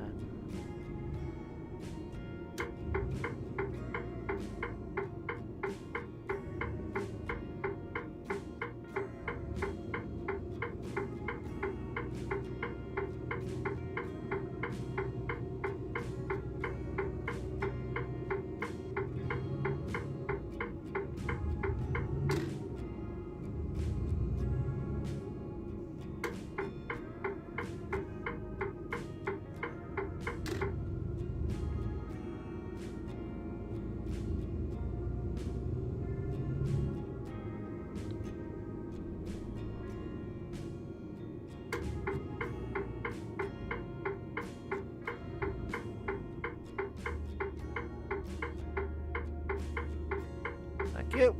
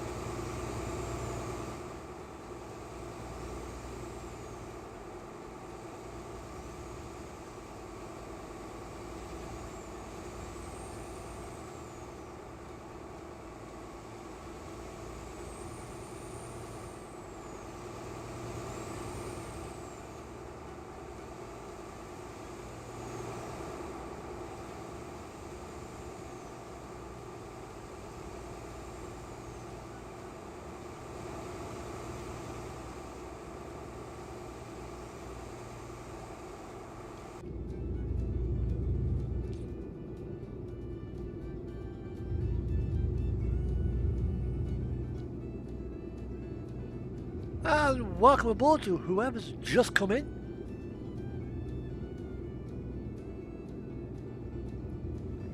As we now drive a Mercedes across to Poland. Although we are currently in, I think it's Sweden now?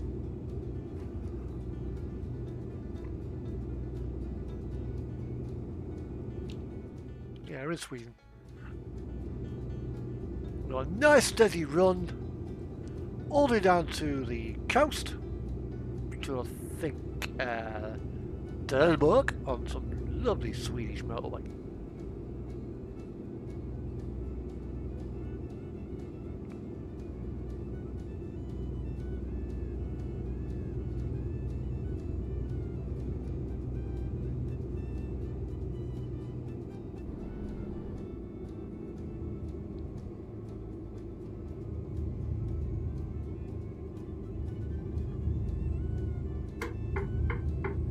In a Polar Survey owned and operated Mercedes Actros.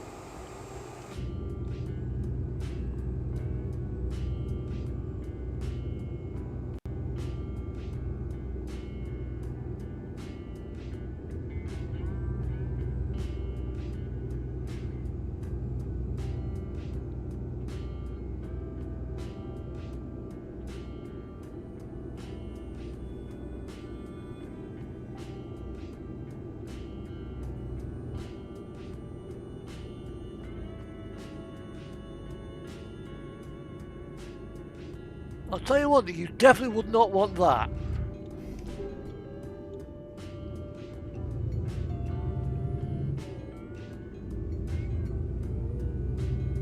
Because that would go up nasty if that ever if that blevied, it would be nasty.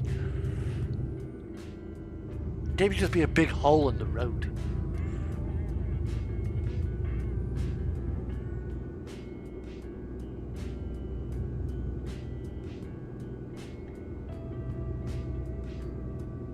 Now towards Malmo and Göteborg.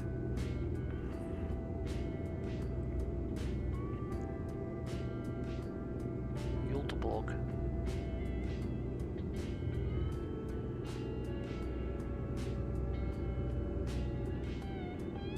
Now Malmo, yes Malmo, not Malmo but Malmo, is the, well, was the location where they held the Eurovision Song Contest last year.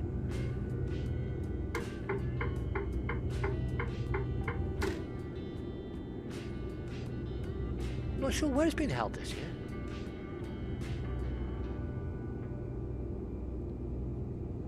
I think it's in Switzerland.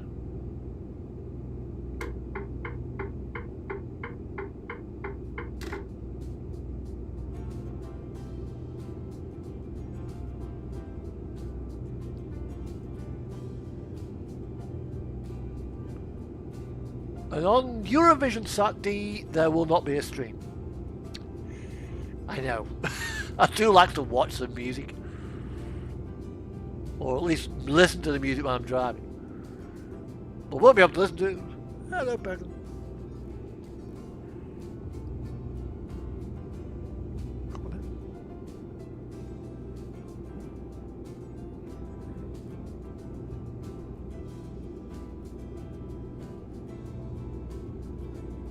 Cuteness is having a cat on your lap.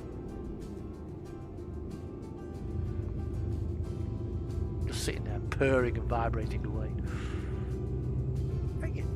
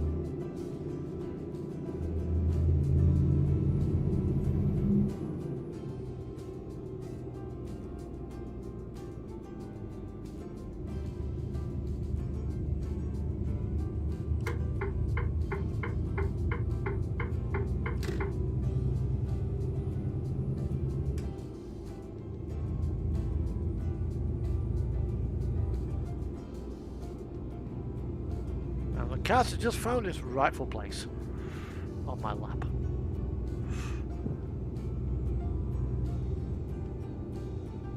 Oh.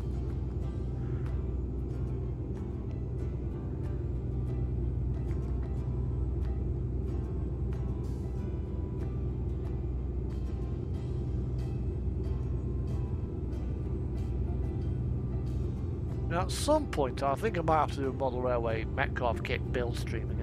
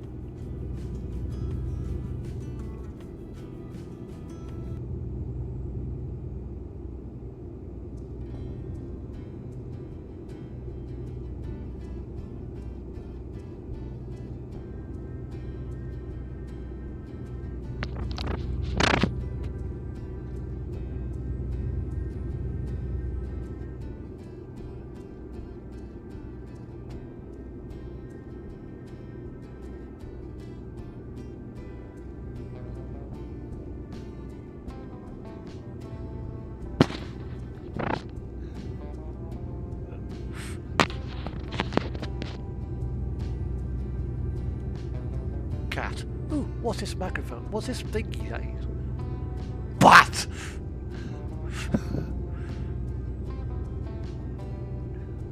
Yeah, Bergen loves batting things, or like, ooh, what's this? Thump. I've got to go this way, haven't I? Keep my eyes on the map.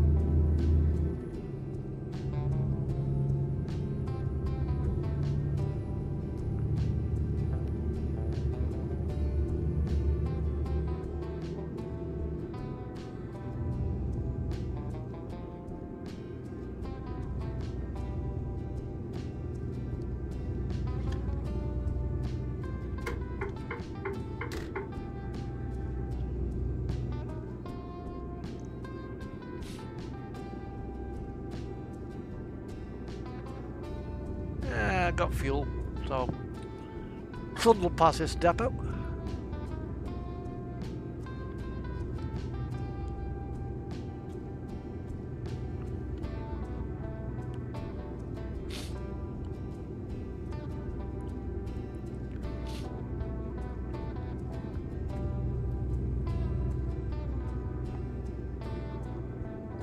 And welcome aboard to those of you who've just come in.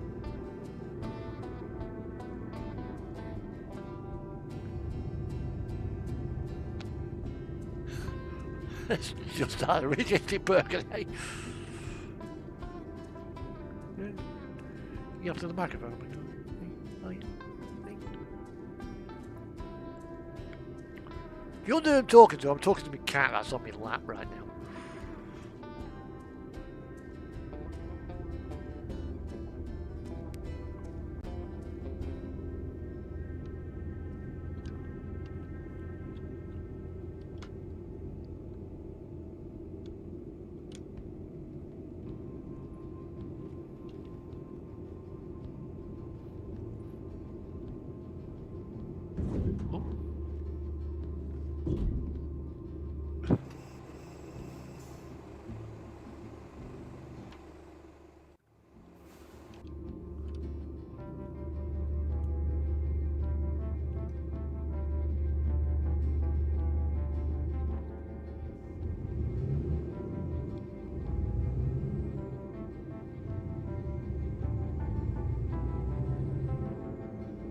Yeah, keep my eyes on the road and not on the cat.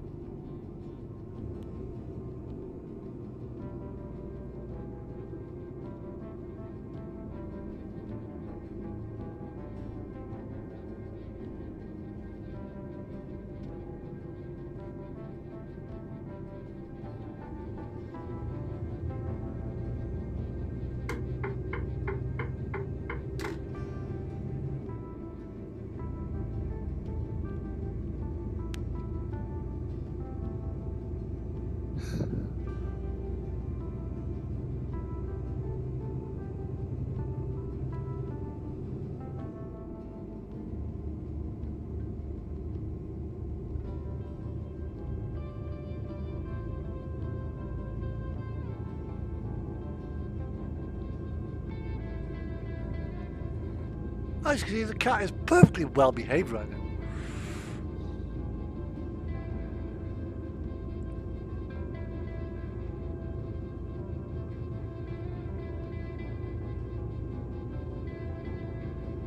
So we've got 650 kilometers to go, but there's a fair ferry in this. We've got approximately 40 hours, just under 40 hours to do the run.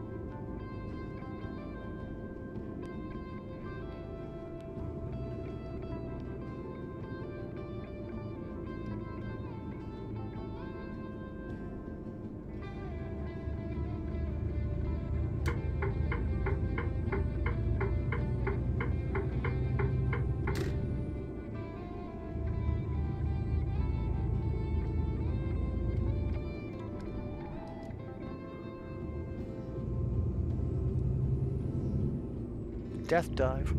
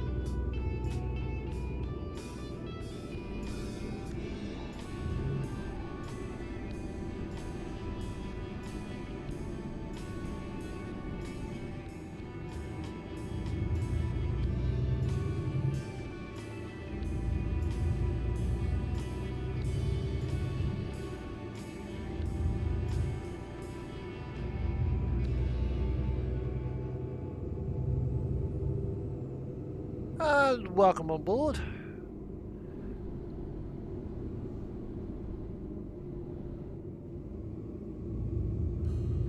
As we make our way to Poland, for those of you who have just come in.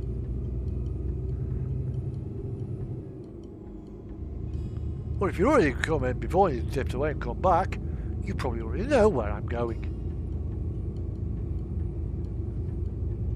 I'll just overtake this Fiat Ducato.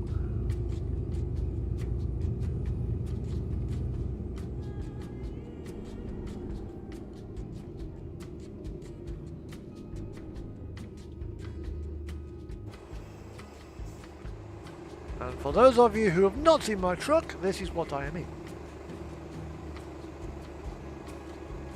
This is Xiaomi's version of the MP4. Just next to me is an MP3.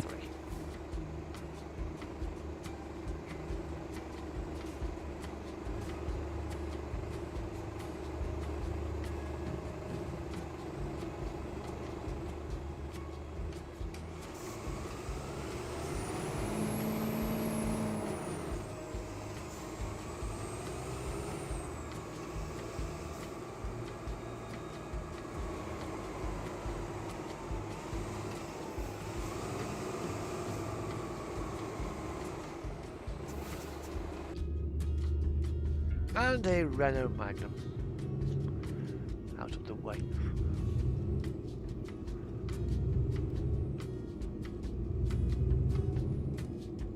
I think SCS could have done a lot more than what they did with the Magnum.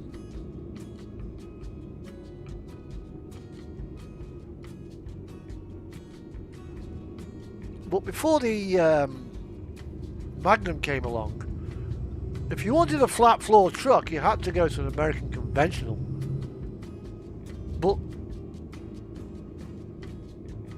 an American conventional, there's more room in a bloody Sprinter van than there is up front of a Kenworth W900. That scene in Convoy where Chris Christopherson leans across the cab and opens a passenger door to give that woman the opportunity to get out of the truck. Can't think what the character was called, but if you remember the scene, you'd probably know it. Yeah, you can do that. Can't do that, it's too far away.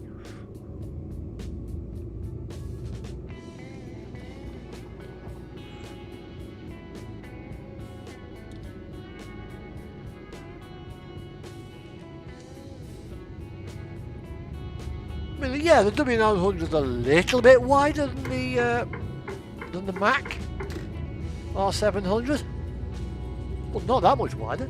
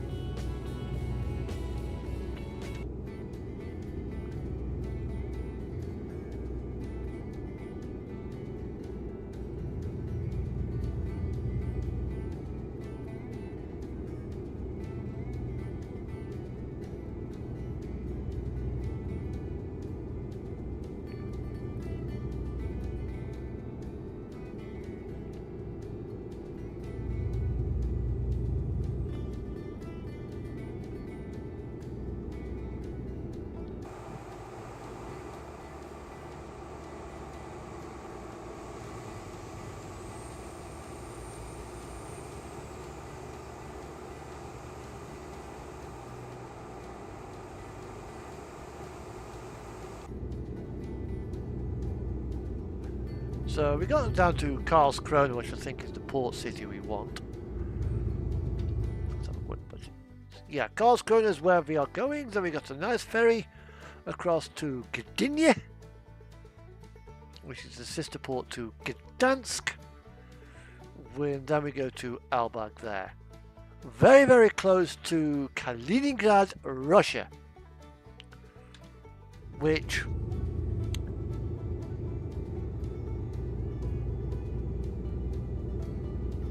if things go bad in Russia, that'll probably be the first place that would leave the leave the USSR. Ah, 4 watches now. Hello, hello, hello, hello.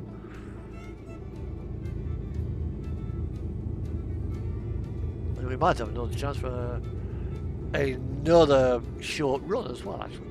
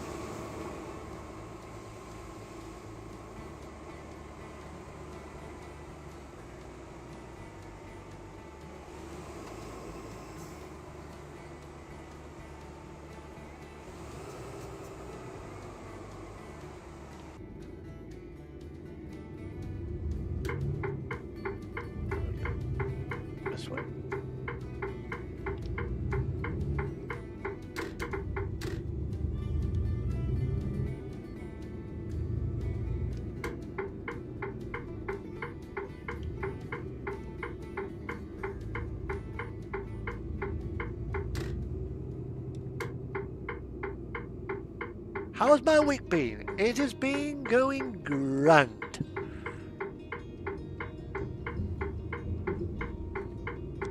I was in earlier on in John Ruder's Freightliner, but I thought I'll do the second half of the stream. I'll jump into Eurotruck. Well, yeah, my week's been good. Car insurance goes out my account on Monday. So, currently in the Actros again. Well, there's his Xiaomi's version of the Actros. Well, yeah, it's been good. Well, Monday, gets to work Monday morning, looks at my paperwork. Oh, 4 jobs. Yeah, I was home by bloody 2 o'clock. And that don't happen very often. Thursday will be truck at the inspection. It's 6 weekly inspection. That meant a couple of jobs didn't get done that day.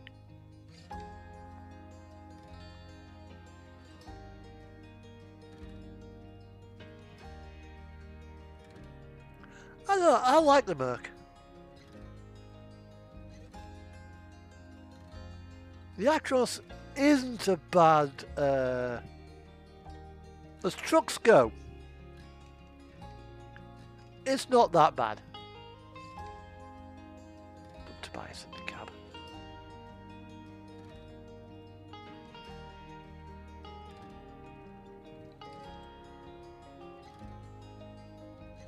Although, I think that cat will be better there rather than this one. Chrome Bear. Iberian Lynx. There's something weird about those eyes. ETS2 Lunchbox. Schmitz Lunchbox. Herman's Tortoise.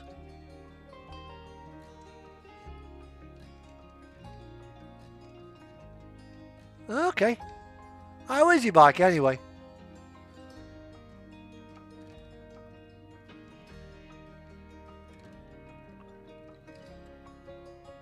I got a bear with his head down.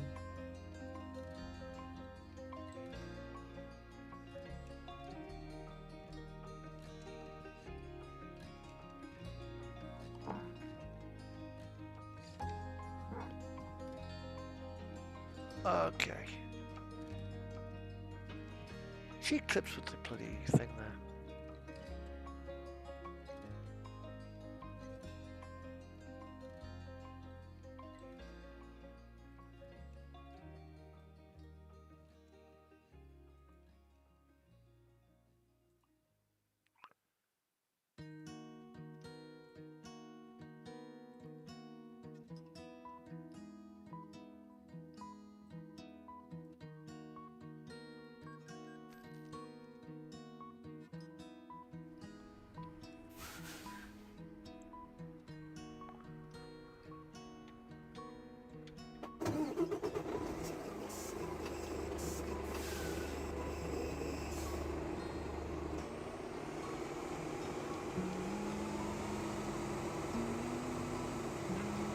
Now, I think SCS are going to be updating the Actros, so I'd like to see what they do to it.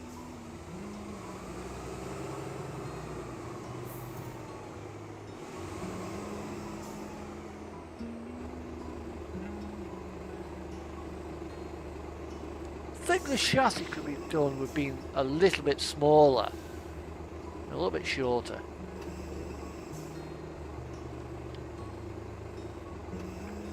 Where's the AdBlue tank in this? Because the Actros has, the MP4 has got AdBlue.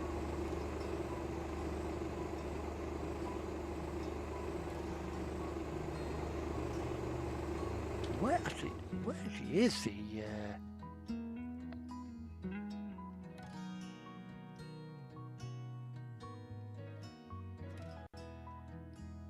okay.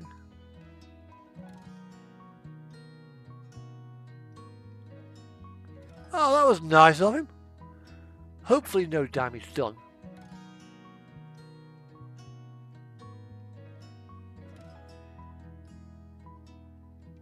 Yeah, there's no... They should have AdBlue, and I think the AdBlue tank goes here. But there's no sign of it.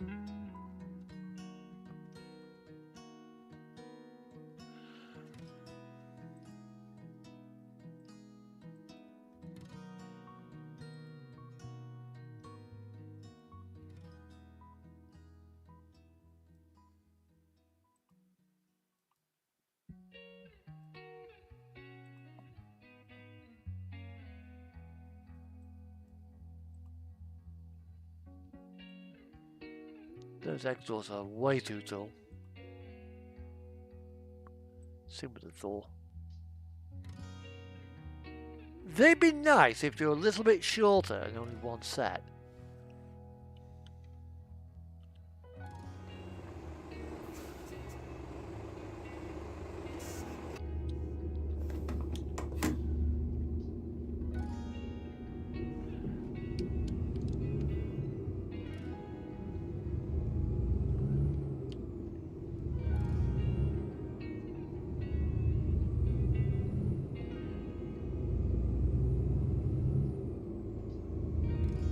I met mine is he was at work. He'd taken these little Zontes to get to work.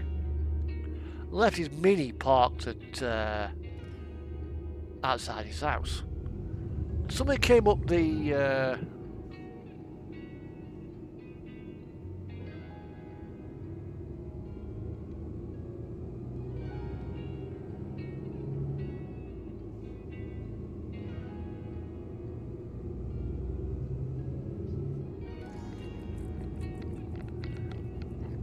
came up the street, blind drunk, in his girlfriend's car, which was, I think, was a Peugeot. Hits me mate's car, pushed it back the length of about half the car, reversed back straight to a Mercedes, then drove off. His girlfriend dobbed him into the police. The insurance company took me mate's Mini, has a look at it. Unfortunately, it got wrote off.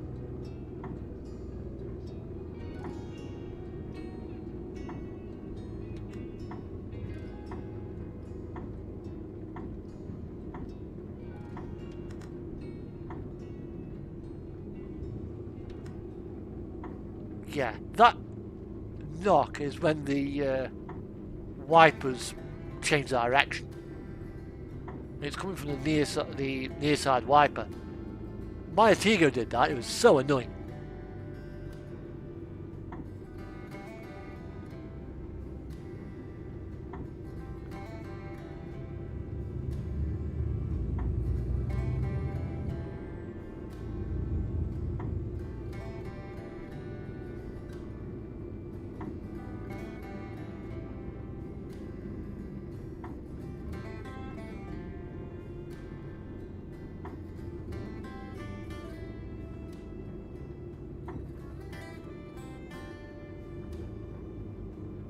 Well, it's 500 quid you don't want to spend.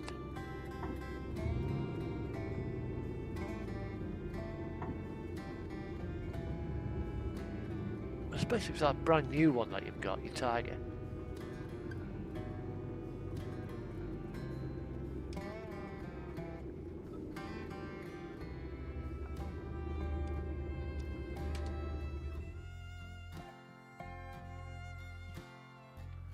$10 to Gdynia, fucking hell.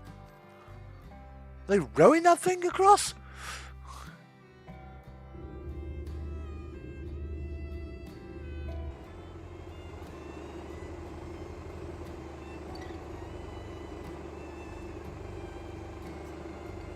Right, whilst I'm here, I'll go...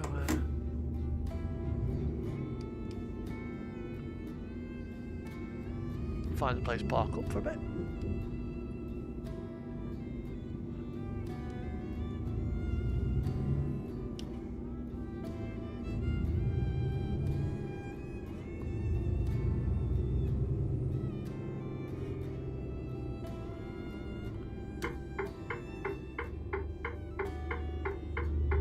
I'll find a place to park up. I'll go down and get myself a drink.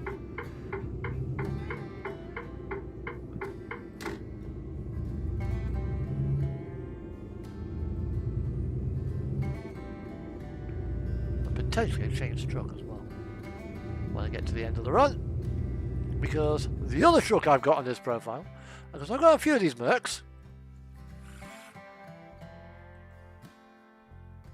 I have one of these, a Renault Premium.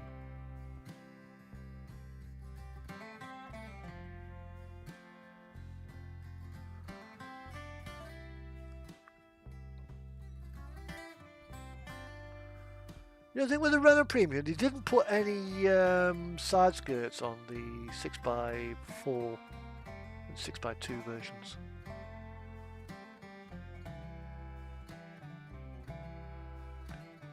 Apart from that, it'll have to do. Well, I'll have to see if Shuby's done a Premium.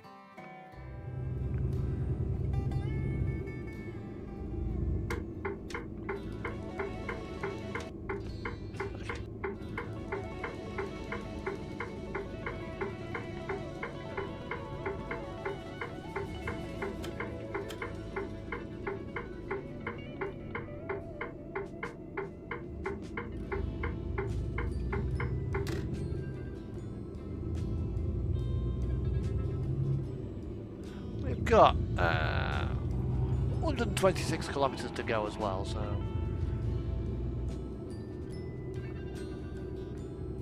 now do we turn? I think we turn before the McDonald's.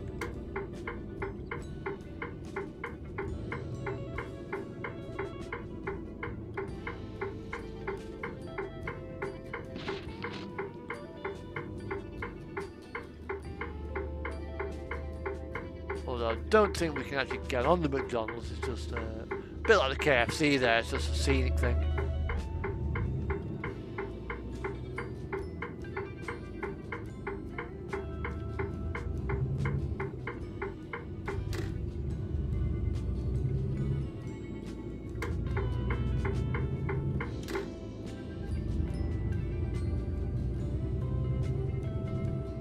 Tesco in Poland. Yep, that is a thing.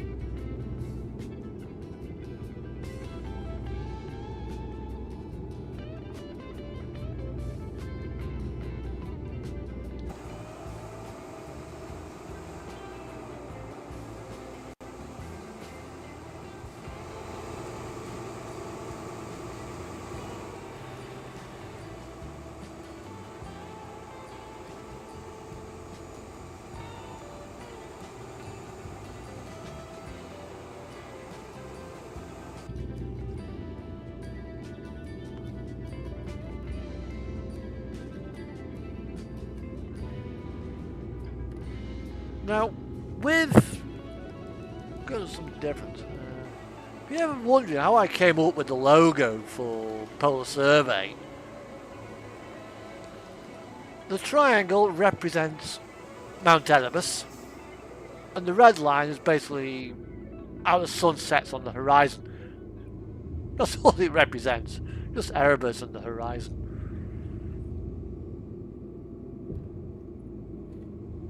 Bit useless information there.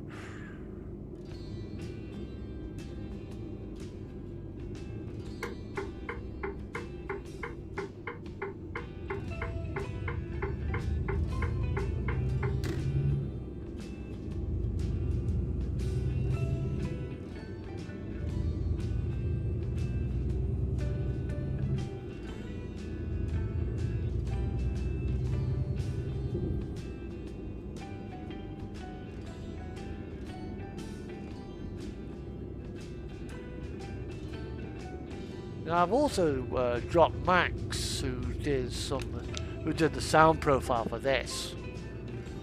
So I'm running the sound mod on this. See if he's got the sound profile for the Magirus Deutz V12. Then do me a like a 730 or a 900 horsepower version of that. I think that would sound quite nice actually.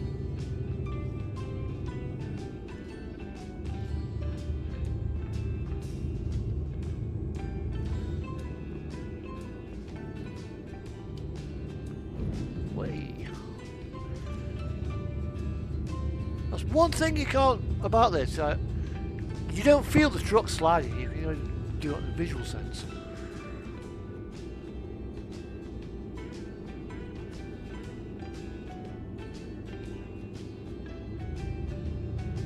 And if you're sitting in your normal truck, normally when you're driving, you can, to some point, you can see that other pillar over there.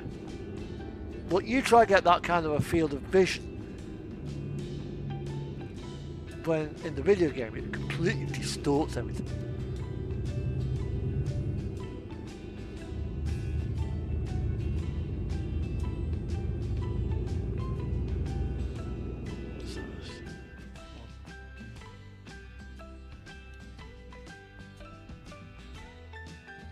It completely and utterly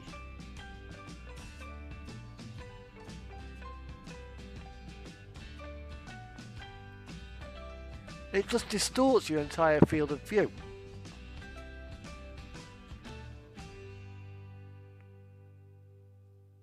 Which is absolutely awful.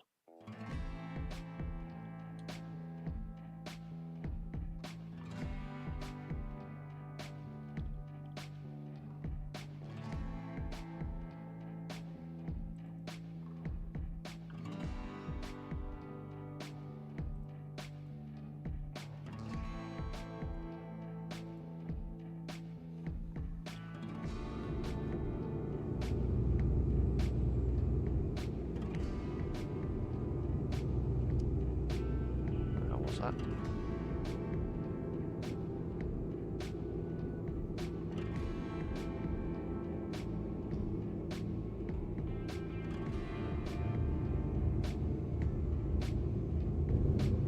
Were they trying to nick it?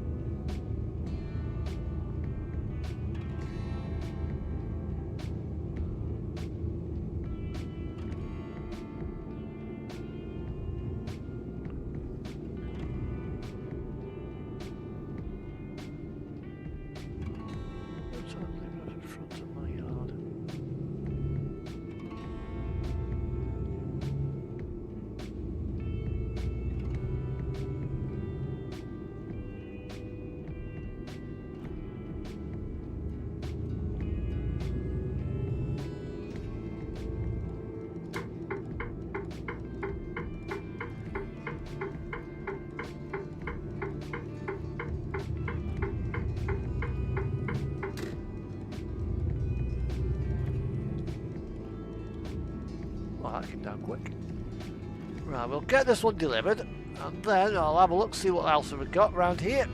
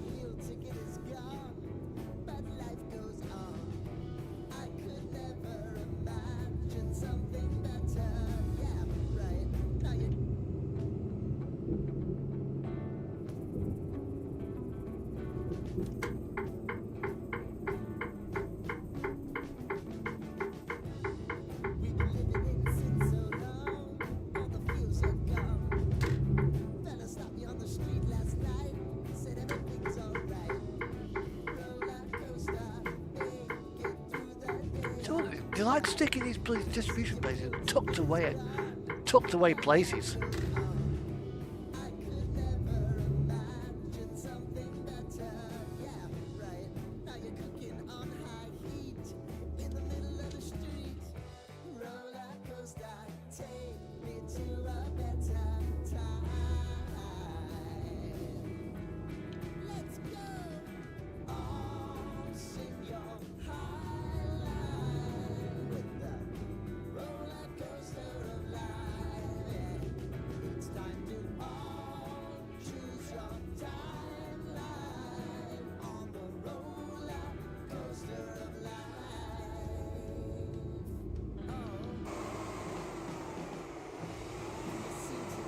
Right, get Asa to do the gardening.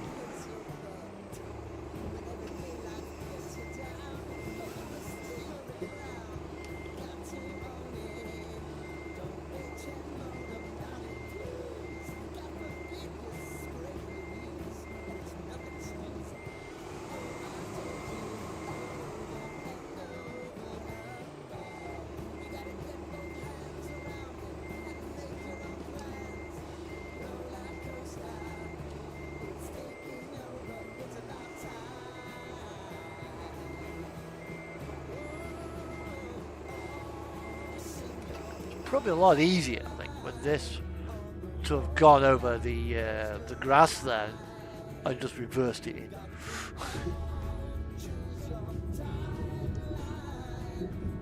Like that. I bet that's why there's no vegetation there.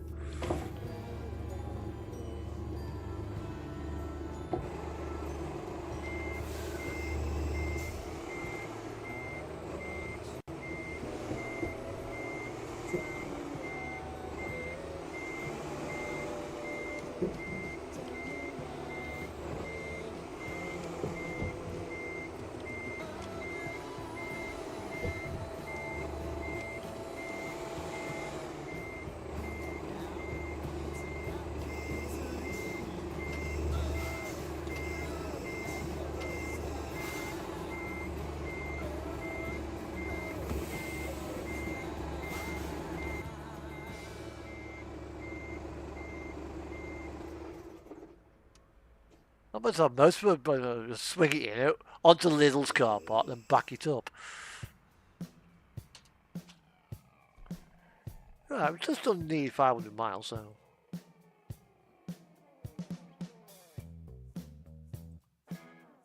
And then we can go back to take some watermelons back to Karlskrona.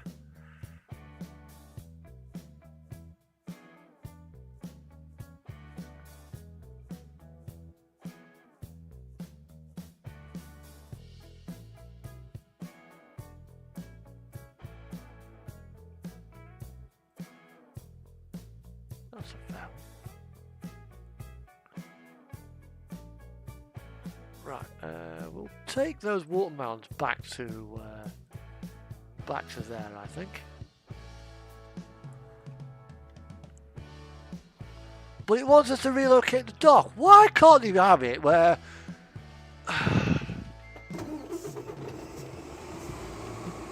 Do they really need me to move base?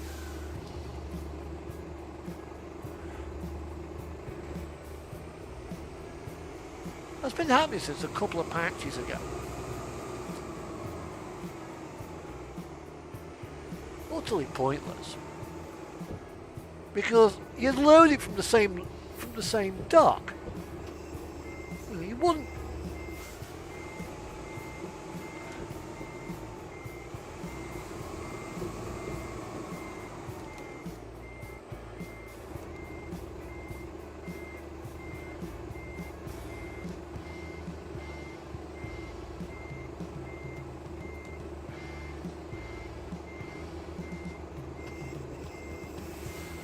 Also, as well,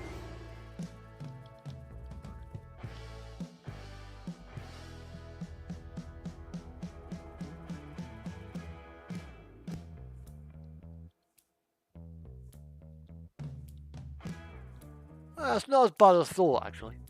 You still need to open your doors and put a drop ramp on there. Right.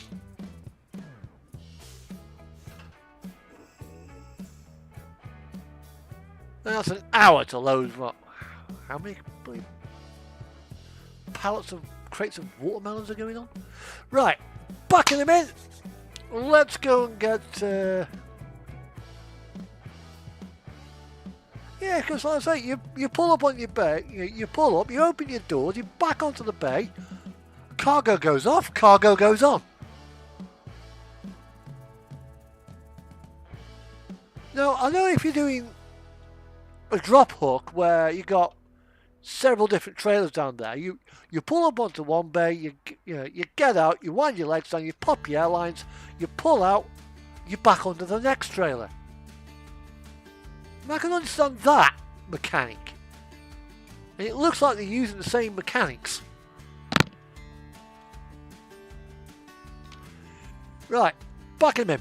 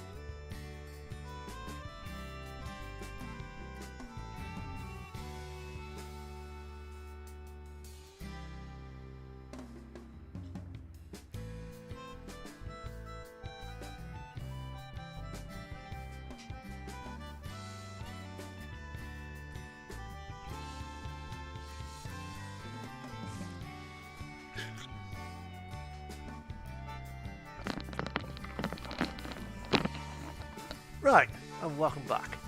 Now, I'm hauling, as you've just seen, 20 pallets or 20 tons of watermelons. Which means my trailer fridge unit will be running.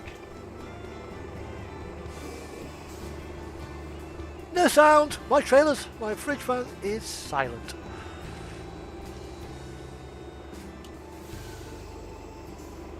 Now, there was a mod on Steam Workshop, or there is a mod on Steam Workshop, which does bring that sound, but doesn't work properly.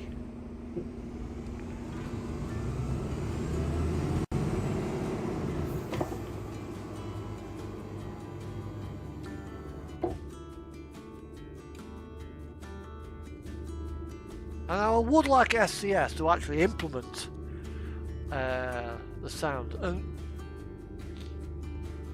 if you've got just a lightly refrigerated load, because these will be refrigerated, they wouldn't be frozen, so they'd be chilled, probably about down to about 3 or 4 degrees. So your fridge will just come in, run for an hour or so, shut off. If I was carrying, say, 20 tons of frozen pork or frozen chicken, yeah, the temperature would be pulled down to a rather chilly -20. Or even maybe even colder than that. Which means for the entire run, the fridge, it will be running, and it'll be running hard. That's something I would like SCS to implement. And that sound mod, it used the voice navigation. Was it? But the sound came from where the wheels are. Didn't come from the front of the trailer. It came from the back. Which is one annoyance. And you couple up, it was supposed to couple up and fire up. It wasn't doing that. I'd have to set sort of a point on my map.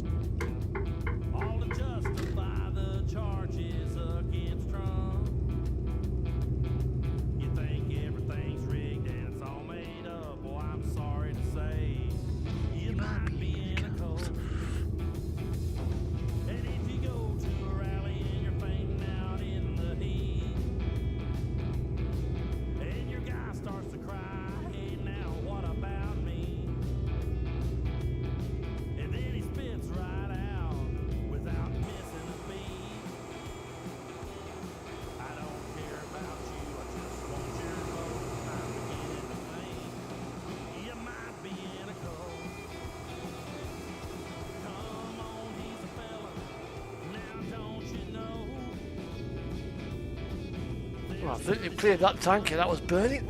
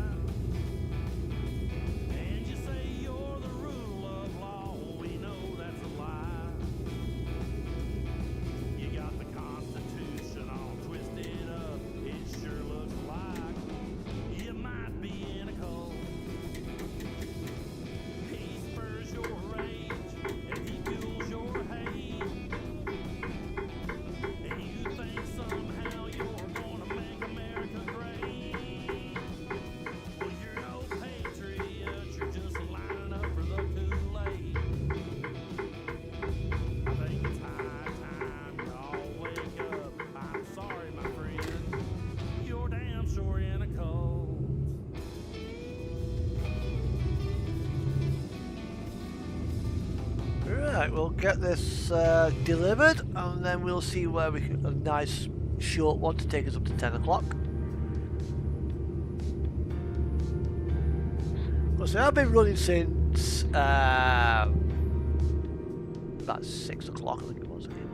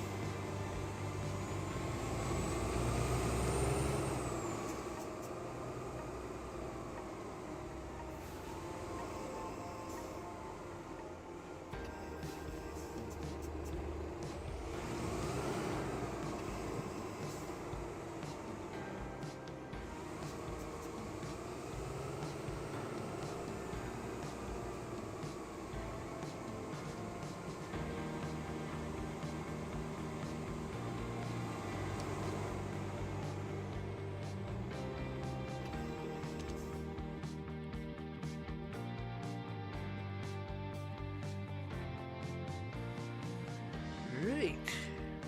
Back.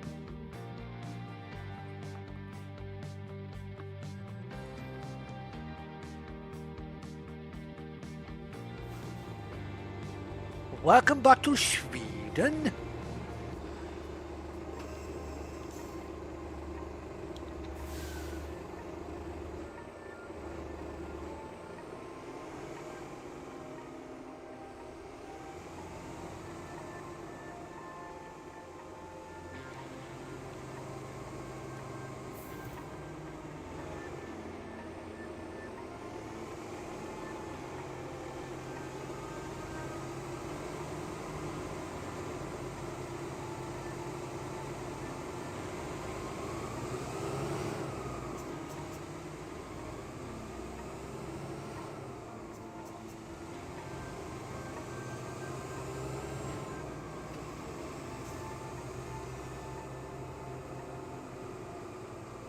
And here we are, Polaris lines.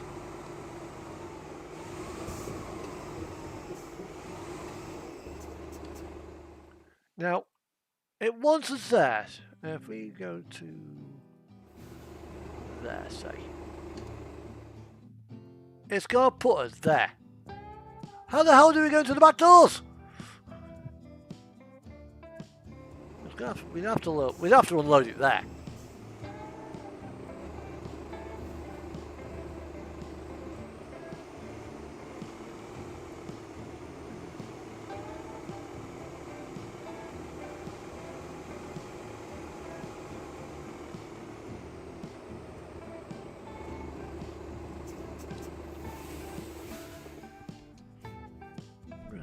Okay, show results now. Company offers. See what we've got.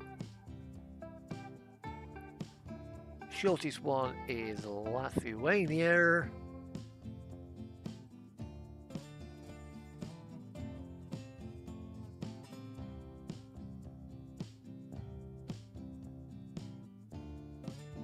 I mean, that would take us home. That would take us home back to Holland.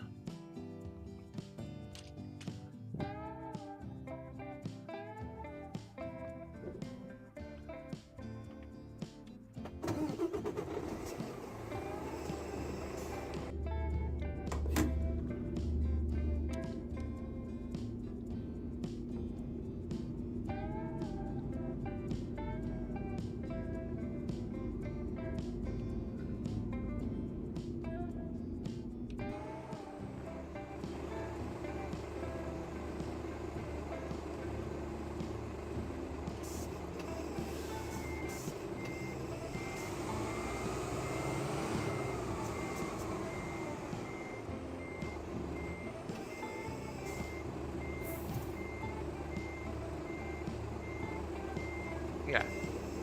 That load I'm taking, it's taking us back to Holland. The truck's registered in Holland. Its profile is based in Amsterdam, so it's taking us back home.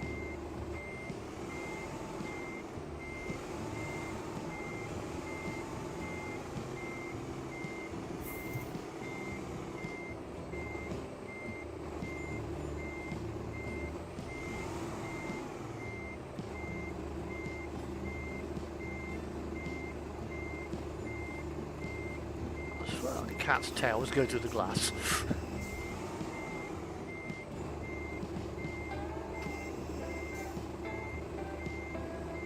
Oh, his paws clipping the dashboard. Can't have that.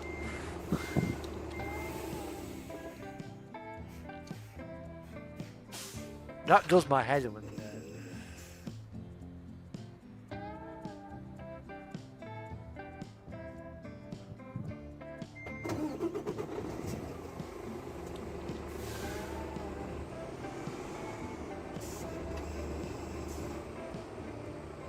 So our route takes us back across into Poland. No, it takes us to Germany actually. No, it takes us across to Germany. It takes us over to Rostock, and then we just go down through Hamburg, Rostock, Travemünde, Hamburg, Bremen, Groningen.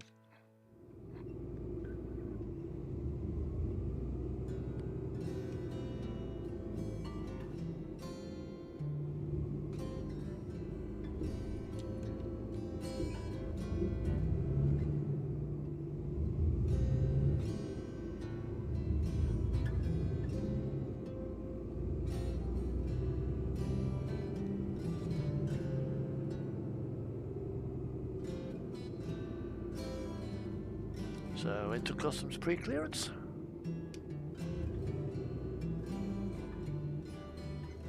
Huh?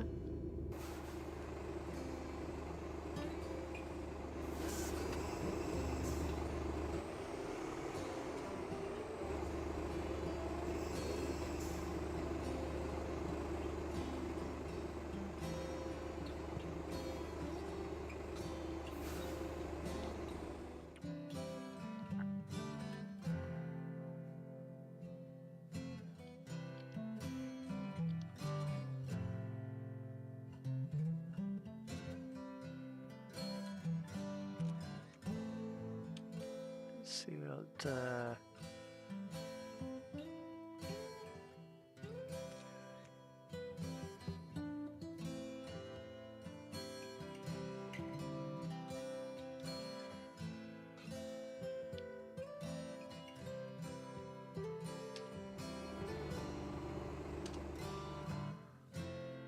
Rostock. Yeah, small roads are really good in Poland because you don't get fucking road tolls.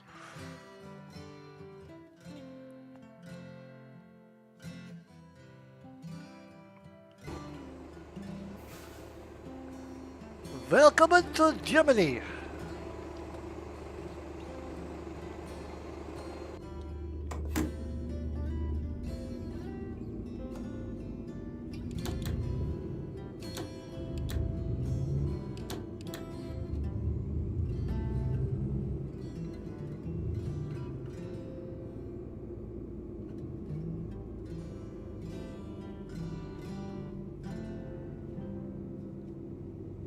head out of here. Probably not. Have we got time to go small roads? Possibly.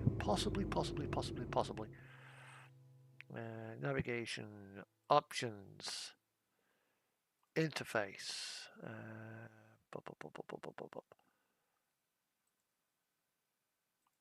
Sure, small roads. Let's see how that goes.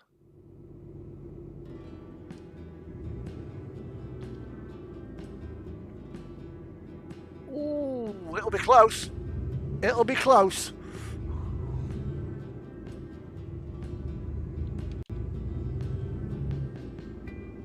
Although, I do plan on ending the stream at about 10 o'clock. So I think I will go for just regular navigation today.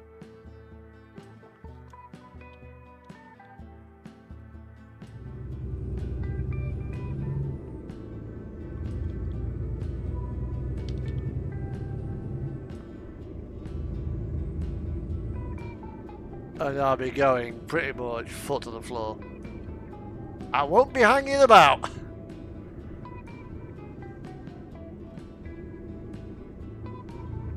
Through the X-ray.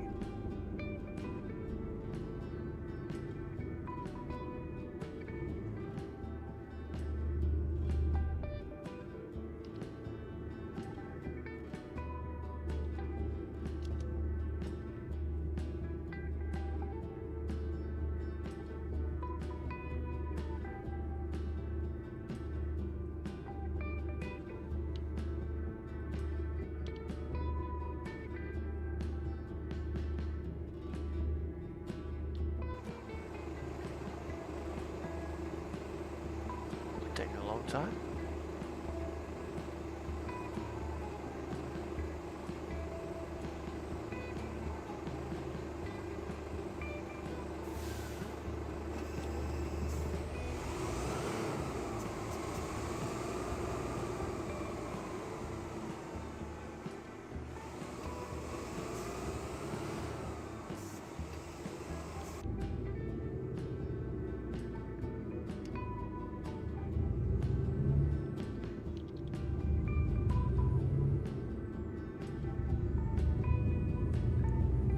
Yep. I've actually suggested that on the SES forum. They have yet to implement it.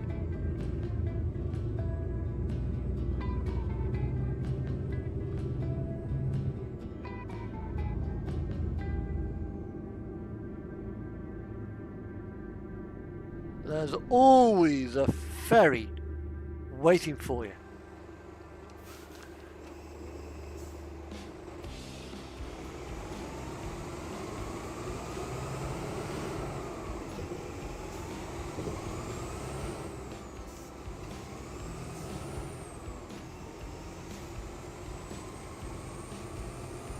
Where do you think you're going, blue car? Fuck off.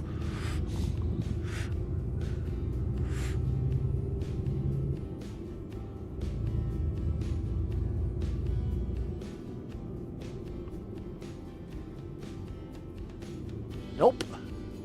And many truckers have missed their ferries.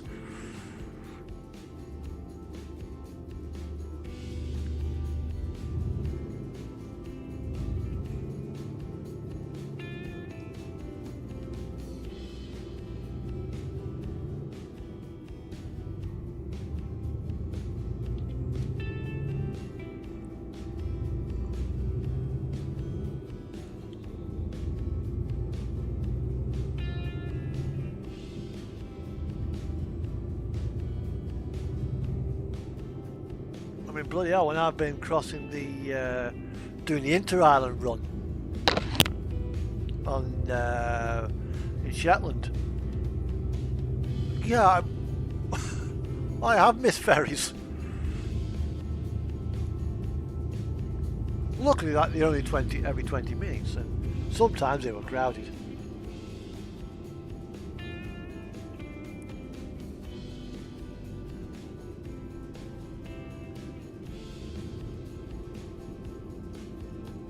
Was ist ein Dolstigen in? Germany?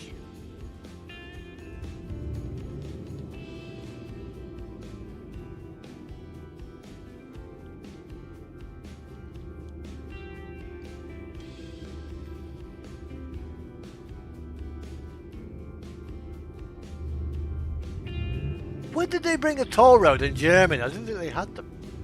Unless it's for the tunnel.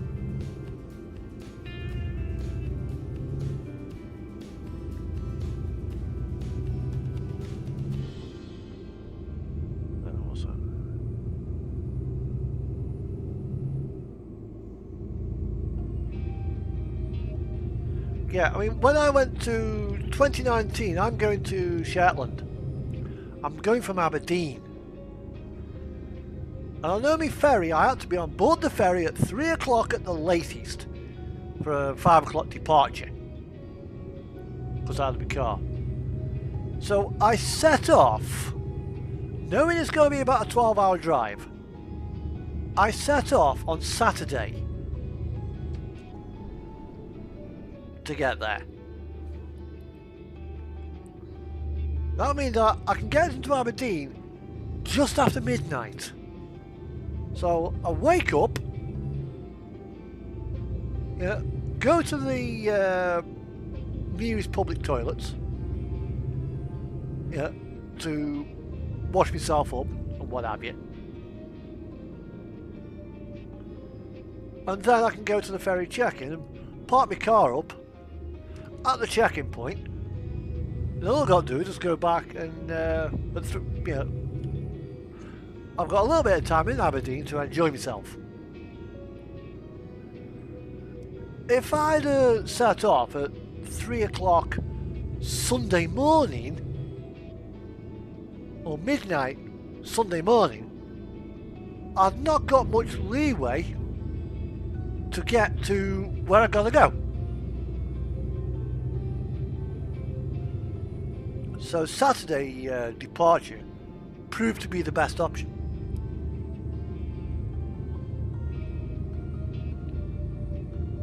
I think it's swimming me around a bit.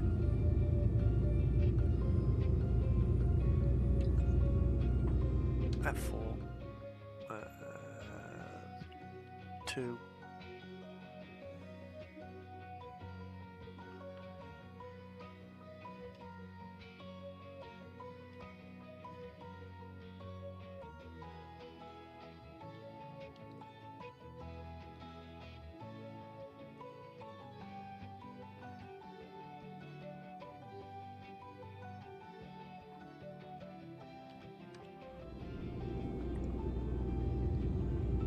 Yeah, but don't forget, I've got to go up the M6. I've then, if there's roadworks or there's an accident or something like that, even at midnight, it can really fuck your day up. So, to me, it was a little bit too tight for comfort. Especially considering I've got to stop 3 times for fuel and food. So that could quite easily become a 13-hour run. No thanks. Let's depart and get there early. But not only that, when I'm in Aberdeen, I got the opportunity to look around Aberdeen if I wanted to.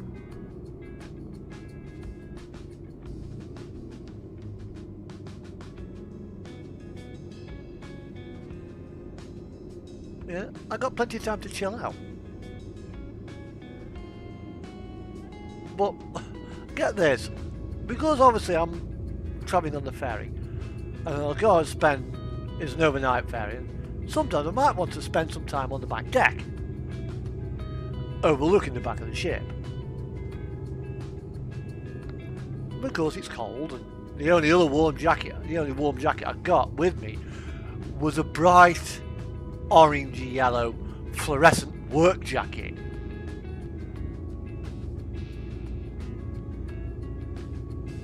Nice padded jacket, nice comfortable high-vis ski jacket. The amount of people who came to me asking for assistance, thinking I work for Northlink Ferries.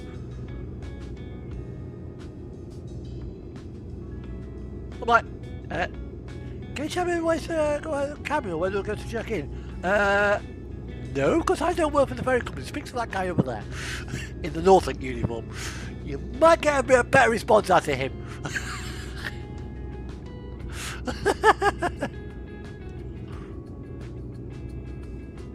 Yeah, unfortunately there isn't much of a beach in Aberdeen. It's a harbour town. As it happened, it wasn't that good of a day anyway. It's a bit damp. No thanks.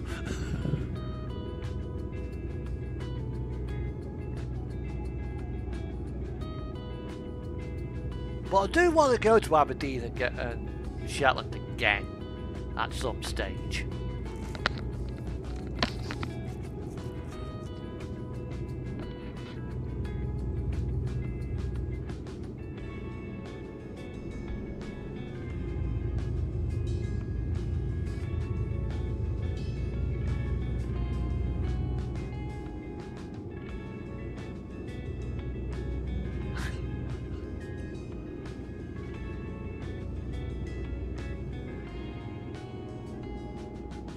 But and also as well, I brought my own Morgan stuff. One of the guys from Northlink on the way back, somebody had yoinked some of the cups at the cabin. So a customer gets on board the ship, gone to their cabin, found there's no cups in there. Yeah, city. It's a nice city actually, Aberdeen is. And he was looking around for some spare cups. So I said to him, I was like, yeah, what are you after, Jim? Because, yeah, I knew the guy by name from last time I'd travelled there. He said, I'm after some cups. I goes, listen, I'm fine, I've already got my own cups and saucers, you know, I have the ones out of my cabin. I don't need them. Just what a nice, friendly, helpful customer. If only they all can't be like that.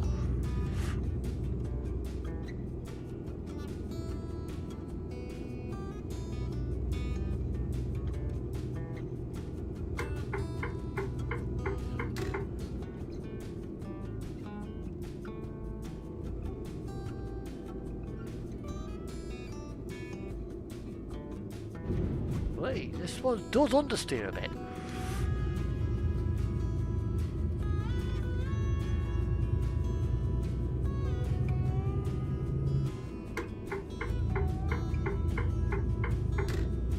I wouldn't mind going. I think there's a castle in Aberdeen. I think wouldn't mind going to Aberdeen Castle one day.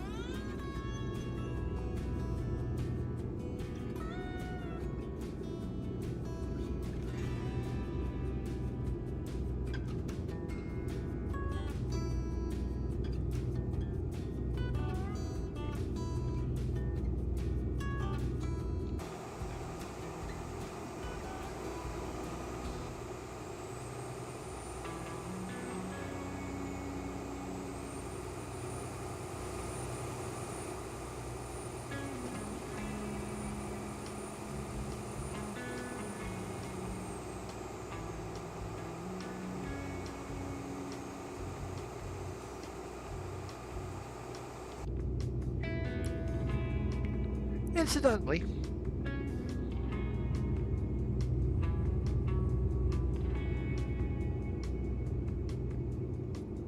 hang on, I'm trying to read that.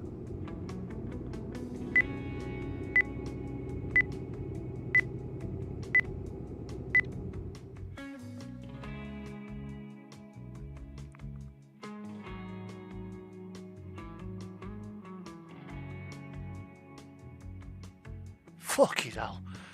You'd want to sue the bank if that happened. That is why I don't do investments. I ain't got that much money to start investments for a start off.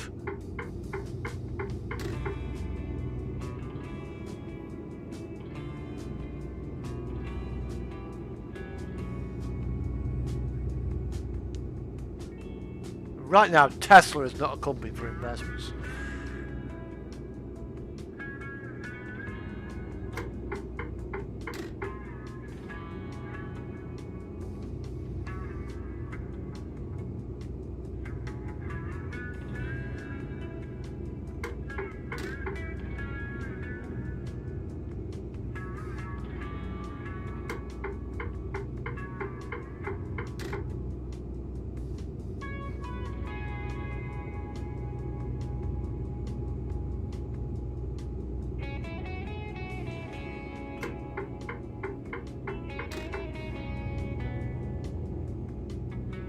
You lose a lot of money in stock investments. A lot of money.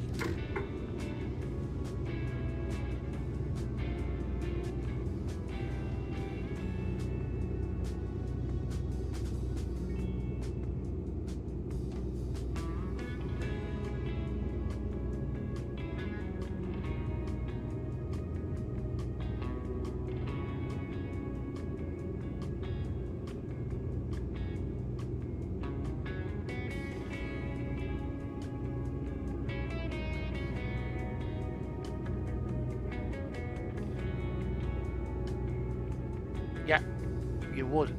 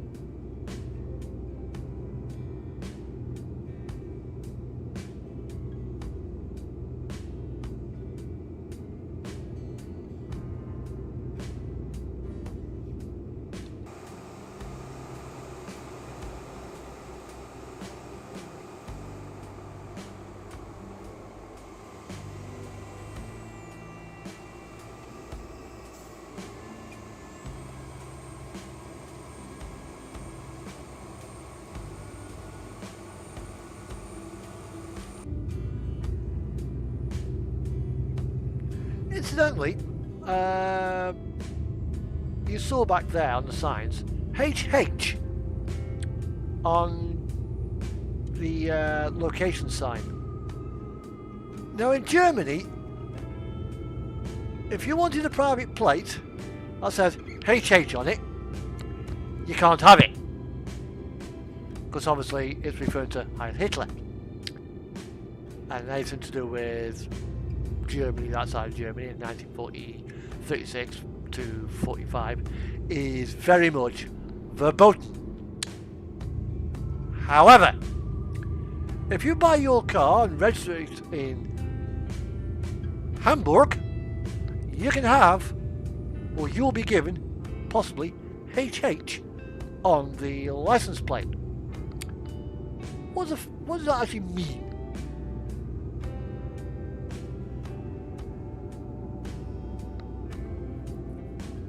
Answer: Hanseatic Hamburg. Basically, Republic of Hamburg.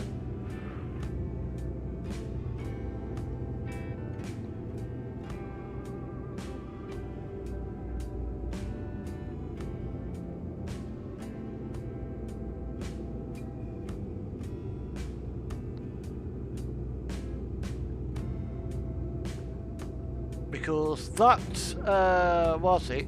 Hanseatic Hamburg is basically, it predates Adolf by a long time, by about 20 years. But they never changed it. Oh crap, I've gone the wrong way. Bollocks.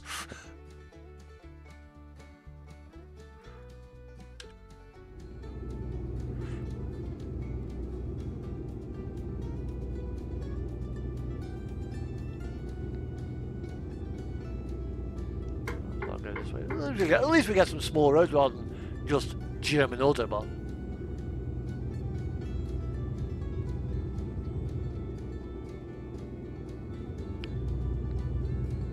Oh, copy's come on. Come on, copy. Oh.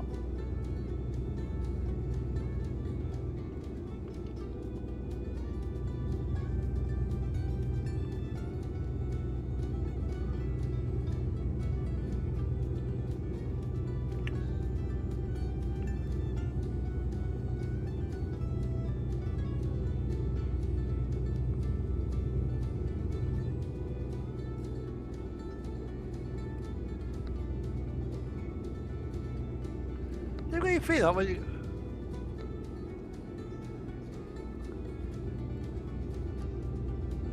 Okay.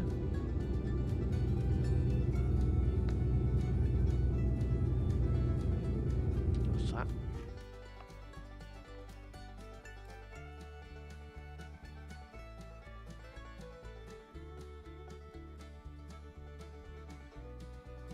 Yeah.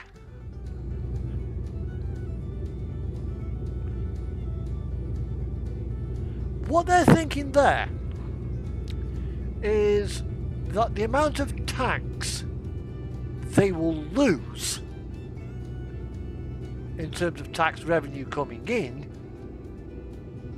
will be less than what they spend on the NHS trying to cure people of nicotine-related diseases.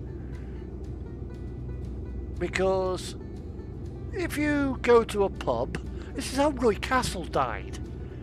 He never smoked in his life, but he used to play the trumpet in smoke-filled pubs and bars, which is why he got lung cancer and died. So, picture the scene. You happen to go to a bar, and you light up, you enjoy a cigarette, okay? But but anybody else in that room, because of your cigarette, is also now at risk of lung cancer. And they're counting on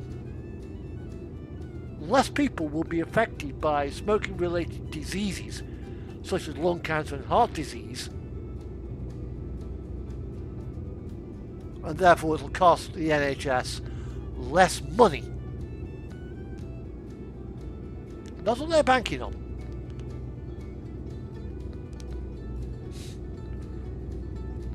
And we cancel screen.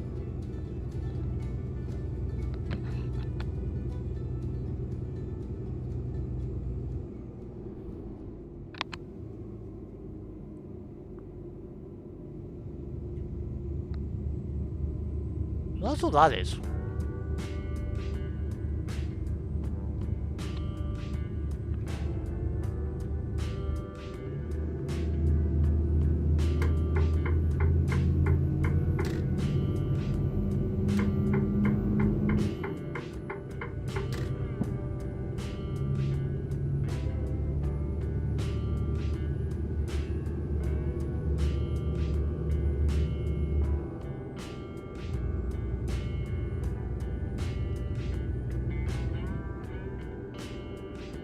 New Zealand has got a similar sort of thing.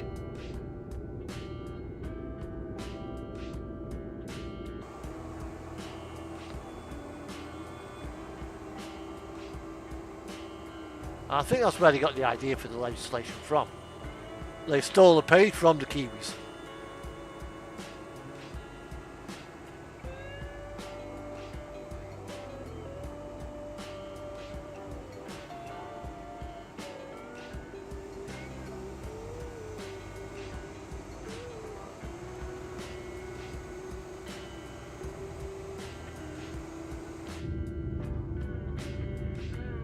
Amadou fuel harbour tank. And we're about to cross our second second international border of the trip. We're about to cross into Holland. There's nothing about Schengen, we can just carry on rolling. Isn't it great?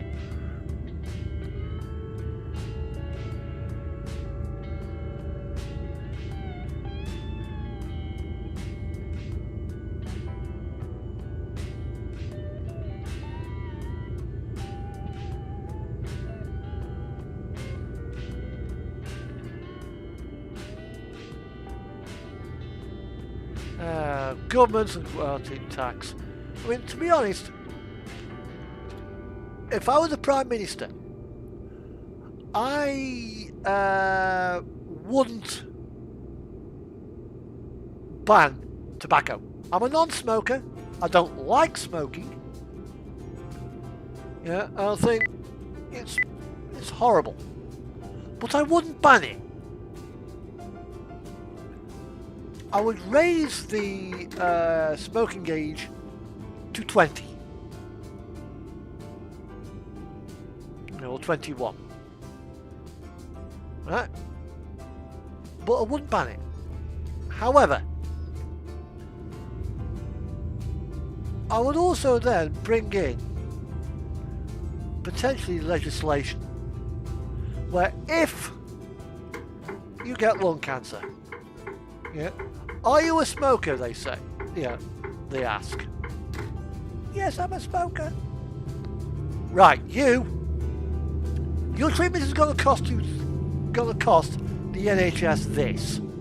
Therefore, we're going to ask you to pay this much towards your treatment. However, same situation, person gets lung cancer. Are you a smoker? No. They get all their treatment for free.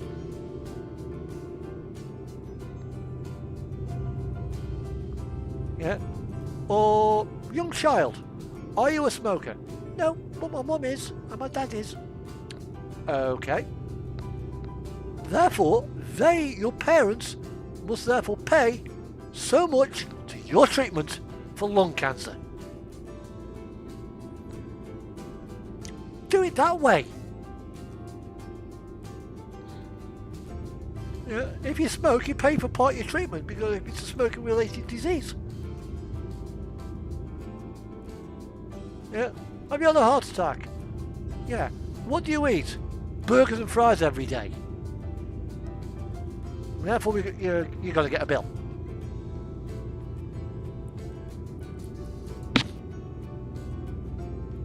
Yeah. Isn't that better? Because then the government gets a little bit of money off you to pay for part of your treatment, and you also get the tax from your cigarettes that you're buying. Win-win!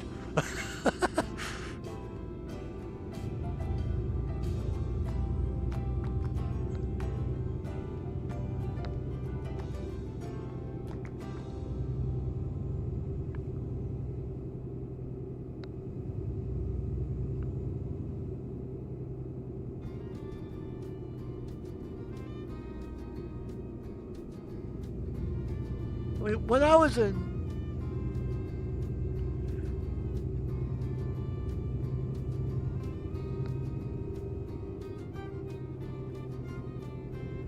I'm not saying you're not saying pay all of it, say like 10% of the treatment.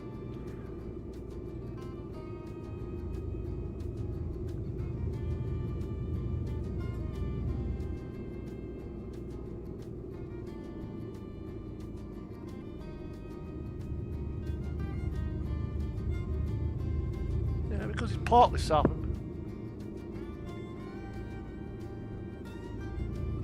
I mean, the kid's going to get it. The kid will get treated, regardless.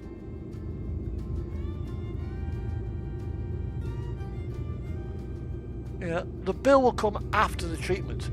It's like it wouldn't be a case of like, your parents have to pay 10 grand before you get treated.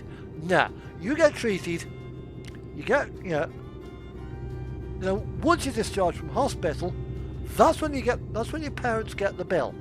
But it may well be not through a physical we want 10 grand off you. Yeah. Like a student loan. It gets put in your wages. Yeah, in your tax. If you're on benefits or you earn the wages, your tax goes up by 10%. Do it that way, through the taxation. Yeah. So you pay, say, £10 a month national insurance. But if you are, you have to pay for this extra tax for the smoking. You don't pay £10 a month. You pay £15. You say £11 a month, £12 a month national insurance. You do it that way. Or if you're on like a health questionnaire, those people who smoke pay more national insurance than them who don't.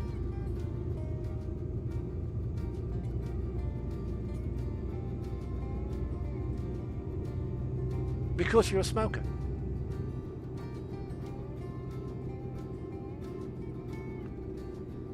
You ban smoking.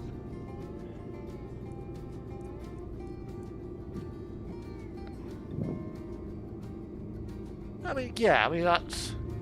Then as a government, you're cutting away half your revenue stream. No smoking in public, I agree with that. No smoking on trains, no smoking indoors, no smoking at a place of work. But if you're walking down the street, there's more things to worry about than smoke. If you want to smoke, you go outside to the beer garden. Or walking down the street. In California, they're trying to ban people from smoking in parks outside. No. I do not agree with that.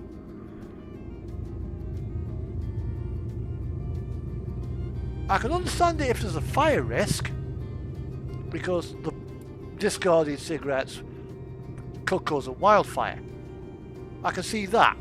But not in a park in the middle of fucking Los Angeles.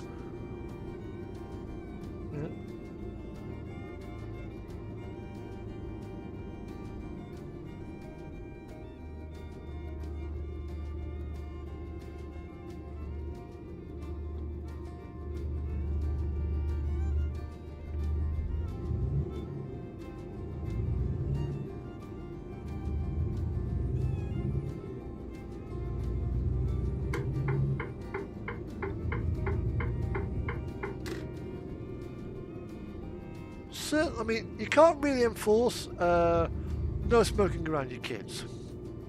It's totally unenforceable. So I wouldn't implement that. I don't agree with it though. I used to hate it when my parents used to smoke around me. That's why I used to spend most of my time playing in my bedroom rather than downstairs watching TV with mum and dad. My dad used to smoke a pipe, my mum used to smoke cigarettes.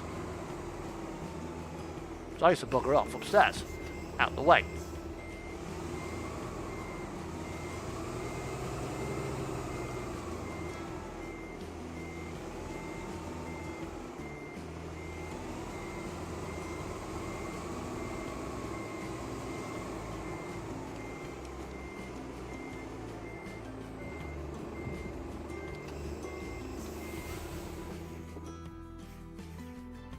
There's more than one way to do it. Anyway, it's now 20 past 10. I'm running a little bit late. So, yeah, it does. It is absolutely vile.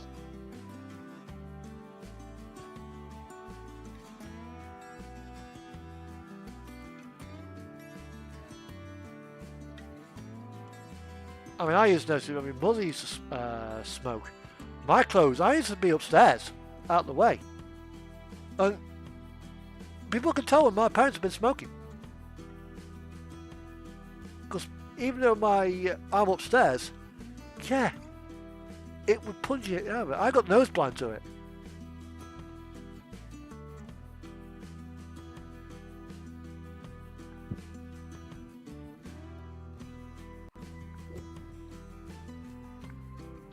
It is a horrible thing.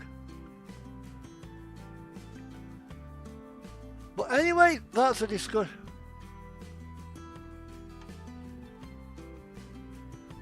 Oh yeah, it's 1 hour shorter this month, this weekend, because the clock's going forwards. God, yeah. We get robbed for an hour of our weekend. But yeah, take care and see you all next week. Bye for now.